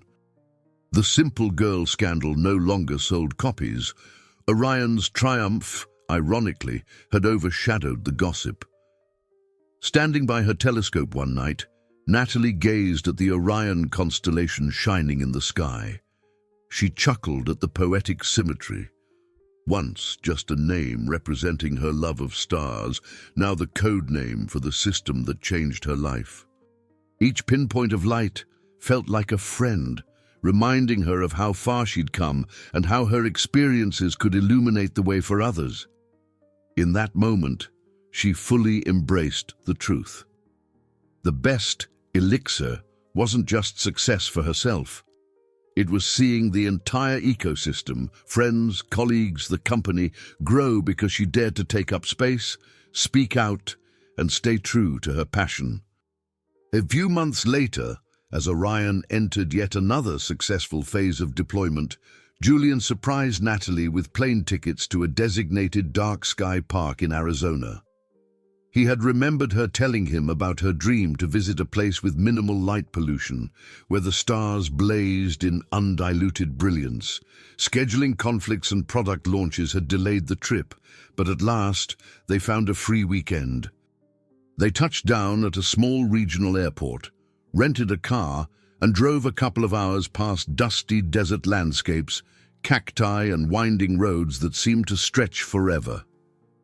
By late afternoon, they arrived at a modest guest lodge near the park's boundary. The sky above already glimmered with hints of twilight, as if promising the spectacular view to come. Natalie felt a childlike excitement bubble within her. She'd brought along a portable telescope, nothing too heavy but still capable of revealing distant galaxies under clear conditions. Julian helped carry it to a flat vantage point, an open space dotted with scattered rocks and sparse desert shrubs. The lodge owner had mentioned it as the perfect stargazing spot. Night descended swiftly, unveiling a sky more vibrant than Natalie had ever seen. Thousands of stars shimmered overhead, the Milky Way arcing across the darkness like a luminescent ribbon. The desert air was cool, silent except for occasional whispers of wind. She set up the telescope, heart thrumming with wonder.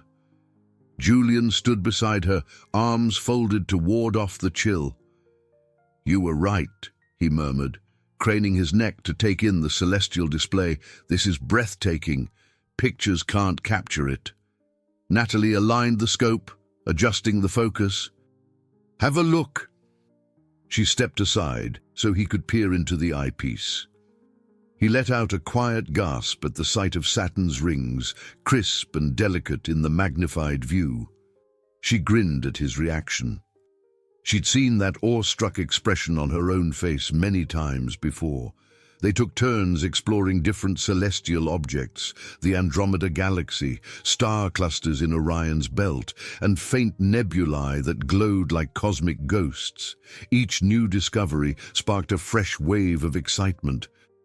Though she was no stranger to stargazing, doing it here with Julian, in this pristine darkness, felt transcendent. Eventually, they settled on a pair of folding chairs, letting the telescope rest. Julian reached into a small bag and pulled out thermoses of hot tea. He handed one to Natalie, and they sipped in companionable silence, eyes lifted to the infinite. The hush of the desert night wrapped around them like a gentle embrace. It was a far cry from the corporate halls of Innovatech, yet they carried the memory of that place within them, especially how it had forged an unbreakable bond between them. "You know," she said softly, her breath visible in the cool air. "We used to codename parts of Orion after constellations, but we never used Andromeda or Cassiopeia. Now, seeing them out here, I realize we should have." Julian chuckled, turning to study her face in the starlight. "You could rename the next modules if you want. You're the visionary behind it, after all." She shook her head gently. "We're a team. Everyone contributed. I wouldn't be here if it weren't for each person. Priya, Cassie, Derek, Khloe, Ms., Peterson, even the CFO who gave us a chance. Not to mention you. You believed in me." He slipped an arm around her, cautious yet warm. "You proved yourself. I just gave you a nudge." She leaned against his shoulder, smiling at the memory of how drastically her life changed since that fateful raffle announcement. "I guess this is our full circle moment. Orion is thriving. We've moved past the sabotage scandal. Mark is out of the picture, and the company culture is improving. It's not perfect, but we've come so far." Julian nodded. "So have we, personally." She tilted her head to look at him, admiration filling her gaze. "Yes, we have." She recalled the heartbreaks he'd confided, the betrayal that once made him wary of trust. She remembered her own crippling self-doubt that had kept her siloed in obscurity. Now they'd found a middle ground where honesty, respect, and affection thrived. They lapsed into silence once more, letting the immensity of the cosmos speak for them. The success of Orion felt like a microcosm of their own inner transformations, a testament to taking risks, confronting adversity, and trusting the power of collaboration. If billions of stars could coexist in the sky, surely two determined souls could navigate corporate pitfalls and personal vulnerabilities. A shooting star streaked across the darkness, leaving a brief, luminous trail. Instinctively, Natalie gasped, eyes alight. She turned to Julian, who caught her expression and smiled in wonder. Neither spoke, but in that fleeting second, she sensed all the tension of the last year dissolve into the vastness above. They had found their place, side by side, gazing at infinite possibilities. After some time, Natalie stood, wrapping her coat tighter. "I want to adjust the telescope. See if we can glimpse the Horsehead Nebula," she murmured. He rose, brushing dust from his jeans. "Then let's do it. Lead the way, Ms. Price." The affectionate twinkle in his eyes made her grin. Beneath the cosmic canopy, everything felt right, like they were exactly where they were meant to be. The desert night seemed to whisper that the universe was wide open, ready for any new chapters they might write. Setting her hands on the telescope, Natalie recalled all the steps that led here: a random raffle, a pivotal dinner, a sabotage, corporate politics, and a quiet, mutual faith that carried them through. Now, the sky was limitless, and so was her future. With Julian at her side, she leaned over the scope, adjusting it to find that faint celestial wonder. Above them, the stars gleamed bright, each one a testament to perseverance, renewal, and the promise of a sky full of possibilities. I hope you enjoyed today's story. Subscribe to the channel so you don't miss more stories like this. Leave a like and comment below what you thought of the story. See you in the next video.